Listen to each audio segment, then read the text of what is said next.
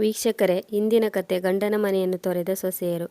ನಾನು ತವರು ಮನೆಗೆ ಹೋಗುತ್ತಿದ್ದೇನೆ. ನನ್ನ ಅಣ್ಣನ ಮದುವೆಗಾಗಿ ಅಮ್ಮ ಕರೆದಿದ್ದಾಳೆ. ಶಾಪಿಂಗ್ಗೆ ಹೋಗಬೇಕು. ಒಂದು ದುಬಾರಿ ಸೀರೆಯನ್ನು ತೊಟ್ಟ ಕೋಮಲ್ ತನ್ನ ಕೋಣೆಯಿಂದ ಹೊರಬಂದು ಅತ್ತೆಯಲ್ಲಿ ಹೇಳಿದಳು.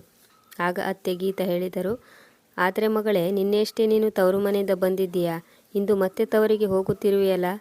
ಹೌದು ಅತ್ತೆ, ಆದರೆ ಇಂದು ಪಟ್ಟಣದಿಂದ ನನ್ನ ತಂಗಿ ಬಂದಿದ್ದಾಳೆ. ಅವಳು ಪದೇ ಪದೇ ಇಲ್ಲಿಗೆ ಬರುವುದಿಲ್ಲ. ಆದ್ದರಿಂದ ಅಮ್ಮ ಇಂದೇ ಮದುವೆ ಅಗತ್ಯಗಳನ್ನು ಖರೀದಿ ಮಾಡೋ ಪ್ಲ್ಯಾನ್ ಮಾಡಿದ್ದಾರೆ. ಅದು ಸರಿ ಮಗಳೇ, ಆದರೆ ನಿನ್ನ ಗಂಡನ ಮನೆಯ ಕಡೆಗೆ ಗಮನ ಕೊಡೋದು ಕೂಡ ನಿನ್ನ ಜವಾಬ್ದಾರಿಯಲ್ಲವೇ? ಮತ್ತು ನಿನಗಂತೂ ಗೊತ್ತೇ ಇದೆ, ನನಗೆ ಮೊಣಕಾಲು ನೋವಿದೆ. ಈಗಂತೂ ಅದು ತುಂಬ ಜಾಸ್ತಿಯಾಗಿದೆ. ನಾನು ತುಂಬ ಕಷ್ಟಪಟ್ಟು ನಡೆಯುತ್ತಿದ್ದೇನೆ. ಮನೆ ಕೆಲಸವನ್ನಂತೂ ನನ್ನಿಂದ ಮಾಡಲಾಗುವುದಿಲ್ಲ ಎಂದಾಗ ಕೋಮಲ್ ಹೇಳಿದಳು, ಹೌದಮ್ಮ, ಆದರೆ ನೀವು ಮನೆ ಕೆಲಸ ಮಾಡೋ ಅವಶ್ಯಕತೆ ಏನಿದೆ? ಅಕ್ಕ ಇದ್ದಾಳಲ್ಲವೇ? ಈ ಮಾತು ಕೇಳುತ್ತಿದ್ದಂತೆ ಗೀತಾ ಅವರ ದೊಡ್ಡ ಸೊಸೆ ಮೀನಾ ಅಡುಗೆ ಕೋಣೆಯಿಂದ ಹೊರಬಂದಳು. ಅವಳು ಸಿಟ್ಟಿನಿಂದ ಹೇಳಿದಳು, ಏಕೆ? ನಾನು ಈ ಮನೆ ಕೆಲಸದಾಳೆ. ನೀನು ಯಾವಾಗ ಬೇಕೋ ಆವಾಗ ತವರು ಮನೆಗೆ ಬ್ಯಾಗ್ ಎತ್ತಿಕೊಂಡು ಹೋಗಿಬಿಡು. ಬಾಯಿ ಮುಚ್ಚಿಕೊಂಡು ನಿನ್ನ ಬ್ಯಾಗ್ ಪಕ್ಕಕ್ಕಿಡು ಮತ್ತು ನನ್ನ ಜೊತೆ ಮನೆ ಕೆಲಸ ಮಾಡು. ಇಲ್ಲ, ಸಾಧ್ಯವೇ ಇಲ್ಲ. ನಾನು ಈಗ ಯಾವುದೇ ಕೆಲಸ ಮಾಡೋವಳಲ್ಲ. ಅಮ್ಮ ಕರೆದಿದ್ದಾಳೆ, ನಾನು ಹೋಗಲೇಬೇಕು. ಆದರೆ ಮಗಳೇ, ಮೀನಾ ಮಾತನಾಡೋದು ಕೂಡ ಸರಿಯಾಗಿದೆ. ಅವಳು ಹೇಗೆ ಈ ಮನೆಯ ಸೊಸೆಯೋ, ನೀನು ಕೂಡ ಈ ಮನೆಯ ಸೊಸೆ. ಅಂದ ಮೇಲೆ ಅವಳೇಕೆ ಒಬ್ಬಂಟಿಯಾಗಿ ಪ್ರತಿದಿನ ಈ ಮನೆ ಕೆಲಸ ಮಾಡಬೇಕು ಎಂದು ಗೀತಾ ಅವರು ಹೇಳಿದಾಗ ಕೋಮಲ್ ಹೇಳಿದಳು, ಅಮ್ಮ, ಅವಳು ಒಂದು ದಿನ ಕೆಲಸ ಮಾಡಿದರೆ ಆಕಾಶವೇನು ತಲೆಯ ಮೇಲೆ ಕಳಚಿ ಬೀಳುವುದಿಲ್ಲ. ತನ್ನ ತಂಗಿಯ ಈ ಮಾತುಗಳನ್ನು ಕೇಳಿ ಮೀನಾ ಜೋರಾಗಿ ಕೂಗಾಡುತ್ತಾ ಹೇಳಿದಳು, ಇದು ಕೇವಲ ಒಂದು ದಿನದ ಮಾತಲ್ಲ. ಪ್ರತಿದಿನ ನೀನು ಇದೇ ನೆಪವನ್ನು ಹೇಳುತ್ತೀಯ. ಕೆಲಸದಿಂದ ತಪ್ಪಿಸಿಕೊಳ್ಳಲು ಯಾವುದಾದರೂ ನೆಪ ಒಡ್ಡಿ ತಯಾರಾಗಿ ಮನೆಯಿಂದ ಹೊರ ಹೋಗುತ್ತೀಯಾ? ಹೌದಾ? ಈಗ ಇದಕ್ಕಾಗಿ ನೀವು ಚಿಂತಿಸುತ್ತಿದ್ದೀರಾ? ನಾನು ನನ್ನ ತವರು ಮನೆಗೆ ಹೋದರೆ ನೀವು ಹೊಟ್ಟೆ ಕಿಚ್ಚು ಪಡುತ್ತೀರೇನು? ಹಾಗಾದರೆ ನನ್ನ ಮಾತು ಸರಿಯಾಗಿ ಕೇಳಿಸಿಕೊಳ್ಳಿ. ತವರು ಮನೆಯಲ್ಲಿ ಕರೆದಾಗ ಪ್ರತಿ ಬಾರಿ ನಾನು ಹೋಗುತ್ತೇನೆ. ಆದರೆ ಕೋಮಲ್ ಮಗಳೇ, ಮನೆ ಕೆಲಸದಲ್ಲಿ ನೀನು ಕೂಡ ಜೊತೆಯಾಗಿ ಸಹಾಯ ಮಾಡಬೇಕಲ್ಲವೇ ಎಂದು ಗೀತಾ ಅವರು ಹೇಳಿದಾಗ ಕೋಮಲ್ ಕಿರುಚಾಡುತ್ತಾ ಹೇಳಿದಳು, ನಾನು ಮನೆಯ ಎಲ್ಲ ಕೆಲಸವನ್ನಂತೂ ಮಾಡುತ್ತೇನೆ. ಇನ್ನೇನು ಮಾಡಬೇಕು? ನನ್ನ ಪ್ರಾಣ ನೀಡಬೇಕೆ? ಆಗ ದೊಡ್ಡ ಸೊಸೆ ಮೀನಾ ಹೇಳಿದಳು, ಹಾಗಾದರೆ ಸರಿ ಅತ್ತೆ, ನಾನು ಕೂಡ ಒಂದು ನಿರ್ಧಾರಕ್ಕೆ ಬಂದಿದ್ದೇನೆ. ನಾನು ಒಬ್ಬಳೇ ಮನೆಯ ಯಾವ ಕೆಲಸವೂ ಕೂಡ ಮಾಡುವುದಿಲ್ಲ ಎಂದು ಹೇಳುತ್ತಾ ಮೀನಾ ಕಾಲಿನಿಂದ ನೆಲಕ್ಕೆ ಒದೆಯುತ್ತಾ ತನ್ನ ಕೋಣೆಗೆ ಹೊರಟು ಹೋದಳು. ಸರಿ, ಕೆಲಸ ಮಾಡುವುದು ಬೇಡ, ಆದರೆ ನಾನಂತೂ ಅವಶ್ಯವಾಗಿ ನನ್ನ ತವರು ಮನೆಗೆ ಹೋಗುತ್ತೇನೆ ಎಂದು ಹೇಳುತ್ತಾ ಕೋಮಲ್ ಮನೆಯಿಂದ ಹೊರಗೆ ಹೋದಳು. ಗೀತಾ ಮತ್ತು ಜನಕ್ ಅವರಿಗೆ 2 ಗಂಡು ಮಕ್ಕಳಿದ್ದರು, ಮನೀಶ್ ಮತ್ತು ದೀಪಕ್. ದೊಡ್ಡ ಮಗ ಮನೀಶ್ನ ಹೆಂಡತಿ ಮೀನಾ ಹಾಗೂ ಚಿಕ್ಕ ಮಗ ದೀಪಕ್ನ ಹೆಂಡತಿ ಕೋಮಲ್ ಆಗಿದ್ದಳು. ಮನೀಶ್ ತನ್ನ ತಂದೆಯ ಕಿರಾಣಿ ಅಂಗಡಿಯನ್ನು ನೋಡಿಕೊಳ್ಳುತ್ತಿದ್ದನು. ಆದರೆ ದೀಪಕನಿಗೆ ಅಂಗಡಿಯಲ್ಲಿ ಕುಳಿತುಕೊಳ್ಳಲು ಯಾವುದೇ ಆಸಕ್ತಿ ಇರಲಿಲ್ಲ. ಅವನು ಒಬ್ಬ LIC ಏಜೆಂಟ್ ಆಗಿದ್ದನು. ಆದರೆ ಅದರಲ್ಲಿ ಅವನಿಗೆ ಯಾವುದೇ ಅಂಥ ಒಳ್ಳೆಯ ಸಂಪಾದನೆ ಇರಲಿಲ್ಲ. ಹಾಗಾಗಿ ಅವನು ಸರ್ಕಾರಿ ಕೆಲಸಕ್ಕಾಗಿ ಎದುರು ನೋಡುತ್ತಿದ್ದನು. ಸ್ವಲ್ಪ ಹೊತ್ತಿನಲ್ಲಿ ಗೀತಾ ಅವರ ಪತಿ ಜನಕ್ ಅವರು ಮನೆಯ ಒಳಗೆ ಬಂದರು. ಕುರ್ಚಿಯ ಮೇಲೆ ಕುಳಿತುಕೊಳ್ಳುತ್ತಾ ಹೇಳಿದರು, ಗೀತಾ, ಇಂದಂತೂ ತುಂಬ ಸುಸ್ತಾಗಿದೆ. ರೀ, ಏಕೆ? ಇಂದು ಕೂಡ ದೀಪಕ್ ಅಂಗಡಿಗೆ ಹೋಗಿಲ್ಲವೇ? ಇಲ್ಲ ಗೀತಾ, ಅಂಗಡಿಯಲ್ಲಿ ಕೆಲಸ ಮಾಡೋದು ತನಗೆ ಇಷ್ಟ ಇಲ್ಲ ಎಂದು ಅವನು ಹೇಳುತ್ತಾನೆ. ಆದ್ದರಿಂದ ಅವನು ಸರ್ಕಾರಿ ನೌಕರಿಗಾಗಿ ಎಕ್ಸಾಮ್ ಬರೆಯುತ್ತೇನೆಂದು ಹೇಳುತ್ತಿದ್ದಾನೆ.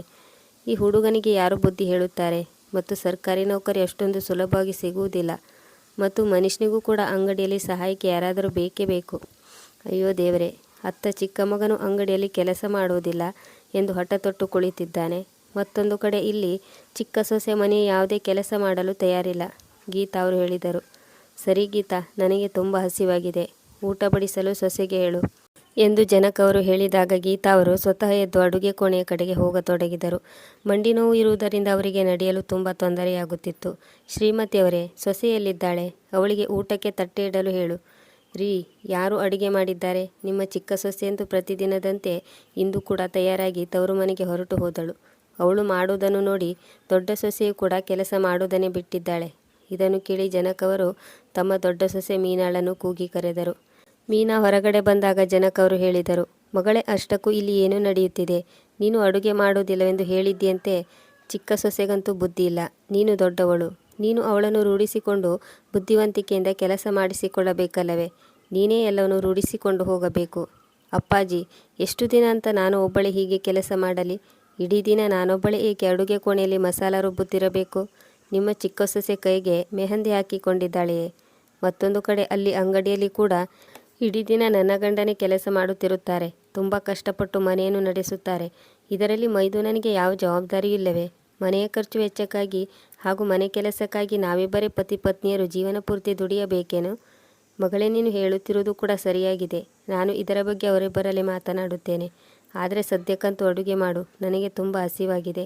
ಮನೀಷ್ನಿಗೂ ಟಿಫಿನ್ ತೆಗೆದುಕೊಂಡು ಹೋಗಬೇಕು ಎಂದು ಜನಕ್ ಅವರು ಹೇಳಿದಾಗ ಮೀನಾ ನೇರವಾಗಿ ಹೇಳಿದಳು, ಸರಿ, ಆದರೆ ಯಾವಾಗ ಈ ಸಮಸ್ಯೆಗೆ ಒಂದು ಪರಿಹಾರ ದೊರೆಯುತ್ತದೆಯೋ ಆಗಲೇ ನಾನು ಕೂಡ ಕೆಲಸ ಮಾಡಲು ಶುರು ಮಾಡುತ್ತೇನೆ. ಅದಕ್ಕೂ ಮೊದಲು ನಾನು ಕೂಡ ಯಾವುದೇ ಕೆಲಸಕ್ಕೂ ಕೂಡ ಕೈ ಹಾಕುವುದಿಲ್ಲ. ಇಷ್ಟು ಹೇಳುತ್ತಾ ಅವಳು ತನ್ನ ಕೋಣೆಗೆ ಹೊರಟು ಹೋದಳು. ದೊಡ್ಡ ಸೊಸೆಯ ಈ ಕೋಪವನ್ನು ನೋಡಿ ಜನಕ್ ಹಾಗೂ ಗೀತಾ ಅವರು ಹೈರಾಣಾದರು. ಗೀತಾ ಅವರು ತುಂಬ ಕಷ್ಟಪಟ್ಟು ಎಲ್ಲರಿಗೂ ಅಡುಗೆ ಮಾಡಿದರು. ಆದರೆ ಜನಕ್ ಅವರಿಗೆ ಈಗ ಸುಮ್ಮನಿರುವುದು ಉಚಿತವಲ್ಲವೆಂದು ಅನಿಸಿತು.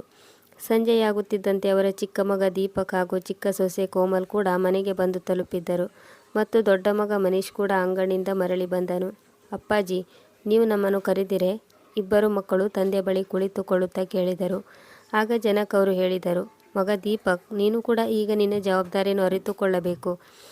ಅಪ್ಪಾಜಿ, ನಿಮ್ಮ ಮಾತಿನ ಅರ್ಥವೇನು ಎಂದು ದೀಪಕ್ ಕೇಳಿದಾಗ ಜನಕ್ ಅವರು ಹೇಳಿದರು, ಮಗ, ನಿನ್ನ ಅಣ್ಣ ಮನೀಶ್ ತನ್ನ ಜವಾಬ್ದಾರಿಯನ್ನು ವಹಿಸಿಕೊಂಡು ಮನೆಯನ್ನು ನಡೆಸಿಕೊಂಡು ಹೋಗುತ್ತಿದ್ದಾನೆ. ಅವನು ಎಲ್ಲಿಯವರೆಗೆ ಈ ಮನೆಯನ್ನು ನಡೆಸಿಕೊಂಡು ಹೋಗುತ್ತಾನೆ? ಈಗ ಮನೆಯನ್ನು ಭಾಗ ಮಾಡುವುದೇ ಸರಿ ಎಂದು ನಾನು ಯೋಚಿಸುತ್ತಿದ್ದೇನೆ. ಇದರಿಂದ ಪ್ರತಿದಿನ ಮನೆಯಲ್ಲಿ ಜಗಳ ನಡೆಯುವುದು ತಪ್ಪುತ್ತದೆ. ಆಗ ಮನೀಶ್ ಹೇಳಿದನು, ಅಪ್ಪಾಜಿ, ಮನೆಯನ್ನು ಭಾಗ ಮಾಡಿದರೆ ಈ ಸಮಸ್ಯೆಗೆ ಪರಿಹಾರ ದೊರೆಯುತ್ತದೆ ಎಂದು ನನಗೆ ಅನಿಸುವುದಿಲ್ಲ. ನನ್ನ ಪ್ರಕಾರ ಮನೆಯಲ್ಲಿರುವ ಪ್ರತಿಯೊಬ್ಬರೂ ತಮ್ಮ ತಮ್ಮ ಜವಾಬ್ದಾರಿಗಳನ್ನು ಅರಿತುಕೊಂಡು ಪ್ರತಿಯೊಬ್ಬರೂ ಸೇರಿ ಕೆಲಸ ಮಾಡಿದರೆ ಎಲ್ಲವೂ ಸರಿಯಾಗುತ್ತದೆ. ಆಗ ಗೀತಾ ಅವರು ಹೇಳಿದರು, ಮಗ, ಎಲ್ಲರೂ ತಮ್ಮ ತಮ್ಮ ಜವಾಬ್ದಾರಿಗಳನ್ನು ಅರಿತುಕೊಂಡಿದ್ದರೆ ನಮಗೆ ಯಾವುದೇ ಚಿಂತೆ ಇರಲಿಲ್ಲ. ಆದರೆ ಈ ಮನೆಯಲ್ಲಿ ಎಲ್ಲರೂ ತಮಗೆ ಇಷ್ಟ ಬಂದಂತೆ ನಡೆದುಕೊಳ್ಳುತ್ತಾರೆ. ನೀನಂತೂ ಎಲ್ಲಿಯವರೆಗೆ ನಿನ್ನ ತಮ್ಮನ ಸಂಸಾರವನ್ನು ನೋಡಿಕೊಳ್ಳುತ್ತೀಯಾ? ಗೀತಾ ಅವರು ಇಷ್ಟು ಹೇಳಿದ್ದೇ ತಡ ಅವರ ಬಳಿಗೆ ನಿಂತುಕೊಂಡಿದ್ದ ಅವರ ಚಿಕ್ಕ ಸೊಸೆ ಕೋಮಲ್ ಹೇಳಿದಳು, ಏನಮ್ಮ, ಅಷ್ಟಕ್ಕೂ ಇವರು ನಮಗಾಗಿ ಏನು ಖರ್ಚು ಮಾಡುತ್ತಿದ್ದಾರೆ? ನಾವಂತೂ ನಮ್ಮ ಸಂಪಾದನೆ ಮಾಡುತ್ತಿದ್ದೇವೆ ಮತ್ತು ತಿನ್ನುತ್ತಿದ್ದೇವೆ. ಆದರೂ ಇಡೀ ದಿನ ಬೈಗುಳವನ್ನೇ ಕೇಳಬೇಕು. ನಾನು ಹೇಳುತ್ತಿದ್ದೇನೆ ಕೇಳಿ, ಮನೆಯನ್ನು ಭಾಗ ಮಾಡಿಬಿಡಿ. ಇದರಿಂದ ಪ್ರತಿದಿನದ ಜಗಳದಿಂದ ಮುಕ್ತಿಯಂತೂ ದೊರೆಯುತ್ತದೆ. ಆಗ ದೊಡ್ಡ ಸೊಸೆ ಮೀನಾ ಸಿಟ್ಟಿನಿಂದ ಹೇಳಿದಳು, ಹೌದು ಹೌದು, ನನಗೆ ಎಲ್ಲ ಗೊತ್ತಿದೆ. ಅತ್ತೆ ಮಾವರ ಜವಾಬ್ದಾರಿಯನ್ನು ತೆಗೆದುಕೊಳ್ಳಬೇಕಾಗುತ್ತದೆಂದು ಯೋಚಿಸಿ ನೀನು ಮನೆಯನ್ನು ಭಾಗ ಮಾಡಲು ಹೇಳುತ್ತಿದ್ದೀಯಾ ಎಂದು ನನಗೆ ಚೆನ್ನಾಗಿ ಗೊತ್ತು. ಅವರ ಜವಾಬ್ದಾರಿ ನನ್ನ ಹೆಗಲ ಮೇಲೆ ಬೀಳಲಿ ಎಂದು ನೀನು ಯೋಚಿಸುತ್ತಿರಬಹುದು. ನಾನು ಕೂಡ ಒಂದು ನಿರ್ಧಾರಕ್ಕೆ ಬಂದಿದ್ದೇನೆ. ಇಂದಿನಿಂದ ನಾನು ಅವರ ಯಾವುದೇ ಕೆಲಸವನ್ನು ಮಾಡುವುದಿಲ್ಲ. ಇಲ್ಲಿಯವರೆಗೆ ಅವರ ತುಂಬ ಸೇವೆ ಮಾಡಿದ್ದೇನೆ. ಆಗ ಚಿಕ್ಕ ಸೊಸೆ ಕೋಮಲ್ ತಕ್ಷಣ ಹೇಳಿದಳು, ನಾನು ಕೂಡ ಇವರ ಸೇವೆ ಮಾಡಿಕೊಂಡಿರುತ್ತೇನೆಂದು ಯಾವುದೇ ಒಪ್ಪಂದವನ್ನು ಮಾಡಿಕೊಂಡಿಲ್ಲ. ಈಗ ಸೊಸೆಯರಿಬ್ಬರ ನಡುವೆ ದೊಡ್ಡ ಮಾತಿನ ಚಕಮಕಿ ನಡೆಯಿತು. ಆಗ ಮನೀಶ್ ಜೋರಾಗಿ ಕಿರುಚಿಕೊಂಡನು, ಮೀನಾ, ನನ್ನ ಅಪ್ಪಮ್ಮ ಒಂದು ಭಾರ ಎಂದು ಹೇಳಲು ನಿನಗೆ ಎಷ್ಟು ಧೈರ್ಯ? ಆಗ ದೀಪಕ್ ಹೇಳಿದನು, ಅಣ್ಣ, ಅಪ್ಪ ಅಮ್ಮ ನನ್ನ ಜೊತೆ ಇರುತ್ತಾರೆ. ನಾನು ಅವರ ಮಗನಾಗಿ ಅವರನ್ನು ನೋಡಿಕೊಳ್ಳುವುದು ನನ್ನ ಜವಾಬ್ದಾರಿ ಕೂಡ. ಇಷ್ಟು ಹೇಳಿ ದೀಪಕ್ ತನ್ನ ಕೋಣೆಗೆ ಹೊರಟು ಹೋದನು. ಆಗ ಕೋಮಲ್ ಪಟಪಟ ಹೆಜ್ಜೆ ಹಾಕುತ್ತಾ ಅವನ ಹಿಂದೆ ಓಡಿ ಬಂದಳು ಮತ್ತು ಹೇಳಿದಳು, ನನ್ನ ಒಂದು ಮಾತನ್ನು ಕಿವಿಗೊಟ್ಟು ಕೇಳಿ. ಅತ್ತೆ ಮಾವಂದಿರನ್ನು ನಾನು ಎಂದಿಗೂ ನನ್ನ ಜೊತೆ ಇಟ್ಟುಕೊಳ್ಳುವುದಿಲ್ಲ. ನೋಡು ಕೋಮಲ್, ಅವರು ನನ್ನ ಅಪ್ಪ ಅಮ್ಮ, ನನಗೆ ಜನ್ಮ ನೀಡಿದ್ದಾರೆ. ನಾನು ಅವರನ್ನು ಹಾಗೆ ಬಿಟ್ಟು ಬಿಡಬೇಕೇನೋ? ಅದೆಲ್ಲ ನನಗೆ ಗೊತ್ತಿಲ್ಲ. ಈ ಮನೆಯಲ್ಲಿ ಬೇರೆಯವರು ಉಳಿದರೆಷ್ಟು ಬಿಟ್ಟರೆಷ್ಟು, ಯಾರು ಸಾಯಲಿ ಬಿಡಲಿ, ನನಗೂ ಅದಕ್ಕೂ ಯಾವುದೇ ಸಂಬಂಧವಿಲ್ಲ. ನನಗೆ ಅದರಿಂದ ಏನೂ ಆಗಬೇಕಾಗಿಲ್ಲ. ಕೋಮಲ್, ನೀನು ನಿನ್ನ ಮಿತಿಯನ್ನು ಮೀರುತ್ತಿದ್ದೀಯಾ. ಈಗ ಇದರ ಬಗ್ಗೆ ಯಾವುದೇ ಚರ್ಚೆ ಬೇಡ. ನೀನು ನನ್ನ ಮಾತನ್ನು ಒಪ್ಪಿಕೊಳ್ಳಬೇಕು. ಅದು ಎಂದಿಗೂ ಸಾಧ್ಯವಿಲ್ಲ. ನಾನು ಮೊದಲೇ ಹೇಳಿದ್ದೇನೆ, ನಿನ್ನ ತಂದೆ ತಾಯಿಯೊಂದಿಗೆ ನಾನು ಒಂದು ಕ್ಷಣವೂ ಇರಲು ಸಾಧ್ಯವಿಲ್ಲ. ಇದನ್ನು ಕೇಳುತ್ತಿದ್ದಂತೆ ದೀಪಕ್ ಕೋಮಲ್ನ ಕೆನ್ನೆಗೆ ಒಂದು ಜೋರಾಗಿ ಬಾರಿಸಿದನು. ಕೆನ್ನೆಗೆ ಬಿದ್ದ ಏಟಿನಿಂದ ಕೋಮಲ್ ಹೈರಾಣಾದಳು. ನಂತರ ಕೋಪಾಗ್ನಿಯನ್ನು ಉಗುಳುತ್ತಿರುವ ಕಣ್ಣುಗಳಿಂದ ದೀಪಕ್ನನ್ನು ನೋಡಿದಳು. ನಿನ್ನ ತಂದೆ ತಾಯಿಗಾಗಿ ಇಂದು ನೀನು ನನ್ನ ಮೇಲೆ ಕೈ ಮಾಡಿದ್ಯಲ್ವಾ? ಹೀಗೆ ಮಾಡಿ ನೀನು ಒಳ್ಳೆ ಕೆಲಸ ಮಾಡಿಲ್ಲ. ನಿನ್ನನ್ನು ನೋಡಿಕೊಳ್ಳುತ್ತೇನೆ. ಸುಮಾರು 1 ಗಂಟೆಯ ನಂತರ ಕೋಮಲ್ ತನ್ನ ತವರಿಗೆ ಬಂದು ತಲುಪಿದಳು. ಅಪ್ಪ, ಅಮ್ಮ ಎಂದು ಅಳುತ್ತಾ ಕೋಮಲ್ ಕೂಗಿಕೊಂಡಳು. ಎಲ್ಲರೂ ತಮ್ಮ ತಮ್ಮ ಕೋಣೆಯಿಂದ ಹೊರ ಬಂದರು. ನೋಡಿದಾಗ ಹಾಲ್ನಲ್ಲಿ ಕೋಮಲ್ ಅಳುತ್ತಾ ನಿಂತಿದ್ದಳು. ಕೋಮಲ್ ಮಗಳೇ, ಈ ಸಮಯದಲ್ಲಿ ನೀನು ಇಲ್ಲಿ? ಎಲ್ಲವೂ ಸರಿಯಾಗಿದೆ ತಾನೇ? ಅವಳ ಅಮ್ಮ ಕೇಳಿದಾಗ ಕೋಮಲ್ ಹೇಳಿದಳು, ಅಮ್ಮ, ನೀವು ನನ್ನನ್ನು ಎಂಥ ಮನೆಗೆ ಮದುವೆ ಮಾಡಿಕೊಟ್ಟಿದ್ದೀರಿ? ಆದರೆ ಮಗಳೇ, ನಡೆದಿದ್ದಾದರೂ ಏನು ಹೇಳು? ಕೋಮಲಳ ತಂದೆ ಕೇಳಿದಾಗ ಕೋಮಲ್ ಹೇಳಿದಳು, ಅಪ್ಪ ಏನು ಹೇಳಲಿ? ಇಡೀ ದಿನ ಆ ಮನೆಯಲ್ಲಿ ಕೆಲಸ ಮಾಡಿ ಮಾಡಿ ನನ್ನ ಕೈ ಸವೆದು ಹೋಗಿದೆ. ಆದರೂ ನನ್ನ ಗಂಡನ ಮನೆಯವರು ಪ್ರತಿದಿನ ನನಗೆ ಬೈಯುತ್ತಾರೆ. ಚಿಕ್ಕ ಅವಕಾಶ ಸಿಕ್ಕರೂ ಕೂಡ ಬೈಯುತ್ತಿರುತ್ತಾರೆ. ಮೇಲಾಗಿ ನನ್ನ ಗಂಡ ಹೇಳುತ್ತಾನೆ, ಈ ಮನೆಯಲ್ಲಿ ಇರಬೇಕೆಂದರೆ ಇಡೀ ದಿನ ಅತ್ತೆ ಮಾವನ ಸೇವೆ ಮಾಡಬೇಕೆಂದು. ಇದನ್ನು ಕೇಳುತ್ತಿದ್ದಂತೆ ಅವಳ ಅಮ್ಮ ಹೇಳಿದರು, ಏನು, ನನ್ನ ಮಗಳನ್ನು ಅವರೆಲ್ಲ ಸೇರಿ ಮನೆಯ ಕೆಲಸದಾಳನ್ನಾಗಿ ಮಾಡಿದ್ದಾರೆಯೇ? ಆಗ ಅಳುತ್ತಾ ಕೋಮಲ್ ಹೇಳಿದಳು, ಅಮ್ಮ ನೀವೇ ಹೇಳಿ, ನಾನು ಇಡೀ ದಿನ ಮನೆ ಕೆಲಸ ಮಾಡಲೆ ಅಥವಾ ಅತ್ತೆ ಮಾವಂದಿರ ಸೇವೆ ಮಾಡಲೆ? ನಾನು ಅವರ ಸೇವೆ ಮಾಡಲು ಸಾಧ್ಯವಿಲ್ಲ ಎಂದು ಹೇಳಿದಾಗ ನಿಮ್ಮ ಅಳಿಯ ನನಗೆ ಚೆನ್ನಾಗಿ ಹೊಡೆದರು ಮತ್ತು ಕತ್ತು ಹಿಡಿದು ಮನೆಯಿಂದ ಆಚೆ ನೂಕಿದರು. ಇದನ್ನು ಕೇಳುತ್ತಿದ್ದಂತೆ ಕೋಮಲಳ ತಂದೆ ತಾಯಿಯ ಮುಖ ಸಿಟ್ಟಿನಿಂದ ಕೆಂಪಾಯಿತು. ತಕ್ಷಣ ಕೋಮಲಳ ತಂದೆ ಹೇಳಿದರು, ಅವರಿಗೆ ಇಷ್ಟೊಂದು ಧೈರ್ಯ ಬಂತೆ? ಆಗ ಕೋಮಲಳ ಅಮ್ಮ ಹೇಳಿದರು, ಮಗಳೇ, ಅವರಿಗೆ ಇಂಥ ಧೈರ್ಯ ಬರಲು ನೀನೇ ಕಾರಣ. ಯಾವಾಗಲೂ ನೀನು ಅವರ ಕಿರುಕುಳವನ್ನು ಸಹಿಸಿಕೊಂಡಿದ್ದೀಯ ಎಂದು ತೋರುತ್ತಿದೆ. ಎಂದಿಗೂ ಅವರ ವಿರುದ್ಧ ಏರು ಧ್ವನಿಯಲ್ಲಿ ಏಕೆ ಮಾತನಾಡಿಲ್ಲ? ಆಗ ಕೋಮಲ್ ಹೇಳಿದಳು, ನಾನು ಎಲ್ಲವನ್ನೂ ಸಹಿಸಿಕೊಳ್ಳದೆ ಬೇರೇನು ಮಾಡಬೇಕಿತ್ತು? ಹೀಗಾದರೂ ನನ್ನ ಸಂಸಾರ ಚೆನ್ನಾಗಿರಲಿ ಎಂದು ನಾನು ಅಂದುಕೊಳ್ಳುತ್ತಿದ್ದೆ.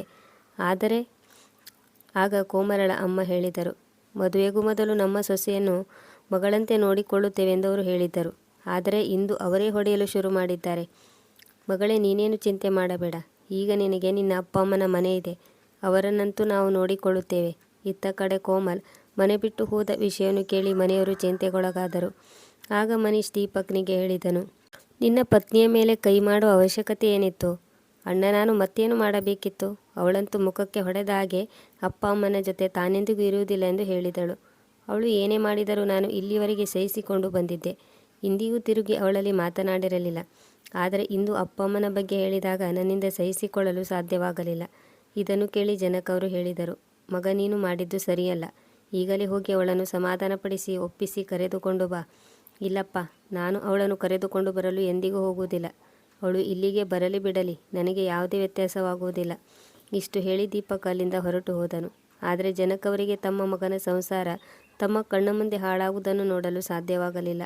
ಆದ್ದರಿಂದಲೇ ಅವರೇ ಸೋತು ಮಾರನೇ ದಿನ ಕೋಮಲ್ ಮನೆಗೆ ಹೋಗುವುದೆಂದು ನಿರ್ಧಾರ ಮಾಡಿದರು. ಅವರು ಕೋಮಲಳ ತವರು ಮನೆಗೆ ಬಂದು ತಲುಪಿದಾಗ ಅವಳ ಅಪ್ಪ ಅಮ್ಮ ಜನಕ್ ಅವರ ಮೇಲೆ ಹರಿಹಾಯ್ದರು. ಜನಕ್ ಅವರು ತಮ್ಮ ಮಗನ ವ್ಯವಹಾರಕ್ಕಾಗಿ ಕೈ ಮುಗಿದು ಕ್ಷಮೆಯನ್ನು ಕೇಳಿದರು. ಆಗ ಕೋಮಲ್ ತಂದೆ ಏರಿದ ಸ್ವರದಲ್ಲಿ ಹೇಳಿದರು, ಬೇಷ್, ಮೊದಲು ನನ್ನ ಮಗಳ ಮೇಲೆ ಕರುಣೆ ಇಲ್ಲದೆ ದೌರ್ಜನ್ಯ ನಡೆಸಿದ್ದೀರಿ. ಈಗ ಕ್ಷಮೆ ಕೇಳಲು ಬಂದಿದ್ದೀರಿ ಅಲ್ಲವೇ? ನಾವು ನಮ್ಮ ಮಗಳನ್ನು ಮತ್ತೊಮ್ಮೆ ಅಂಥ ನರಕಕ್ಕೆ ಕಳಿಸಬಹುದು ಎಂದು ನೀವು ಹೇಗೆ ಅಂದುಕೊಂಡ್ರೆ? ಯಾವ ಮುಖ ಹೊತ್ತು ಇಲ್ಲಿಗೆ ಬಂದಿದ್ದೀರೋ ಅದೇ ಮುಖವನ್ನು ಹೊತ್ತು ಮರಳಿ ಹೋಗಿ. ಬೀಗರೆ, ಆ ರೀತಿ ಮಾತನಾಡಬೇಡಿ.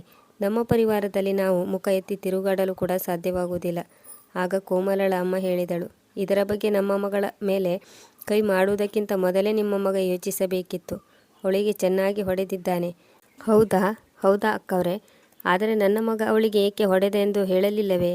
ನಿಮ್ಮ ಮಗಳ ತಪ್ಪು ಕೂಡ ಕಡಿಮೆ ಏನಿರಲಿಲ್ಲ. ಇದನ್ನು ಕೇಳಿ ಕೋಮಲ್ ಮೊಸಳೆ ಕಣ್ಣೀರು ಸುರಿಸುತ್ತಾ ಹೇಳಿದಳು, ನೋಡಿ ಅಪ್ಪಾಜಿ, ಇಷ್ಟೆಲ್ಲ ನಡೆದ ಮೇಲೂ ಕೂಡ ಇವರು ನನ್ನ ಮೇಲೆ ತಪ್ಪು ಹೊರಿಸುತ್ತಿದ್ದಾರೆ. ಇಲ್ಲಿಯವರೆಗಂತೂ ನನಗೆ ಹೊಡೆದಿದ್ದರು. ಇದಾದ ಮೇಲೆ ಇವರು ನನ್ನ ಪ್ರಾಣ ತೆಗೆಯಲು ಕೂಡ ಹೇಸುವುದಿಲ್ಲ. ನೋಡಿ ಅಣ್ಣವರೇ, ಇದಾದ ಮೇಲೆ ನಾವು ನಿಮ್ಮಿಂದ ಒಂದೇ ಒಂದು ಮಾತನ್ನು ಕೂಡ ಕೇಳಲು ಇಷ್ಟಪಡುವುದಿಲ್ಲ.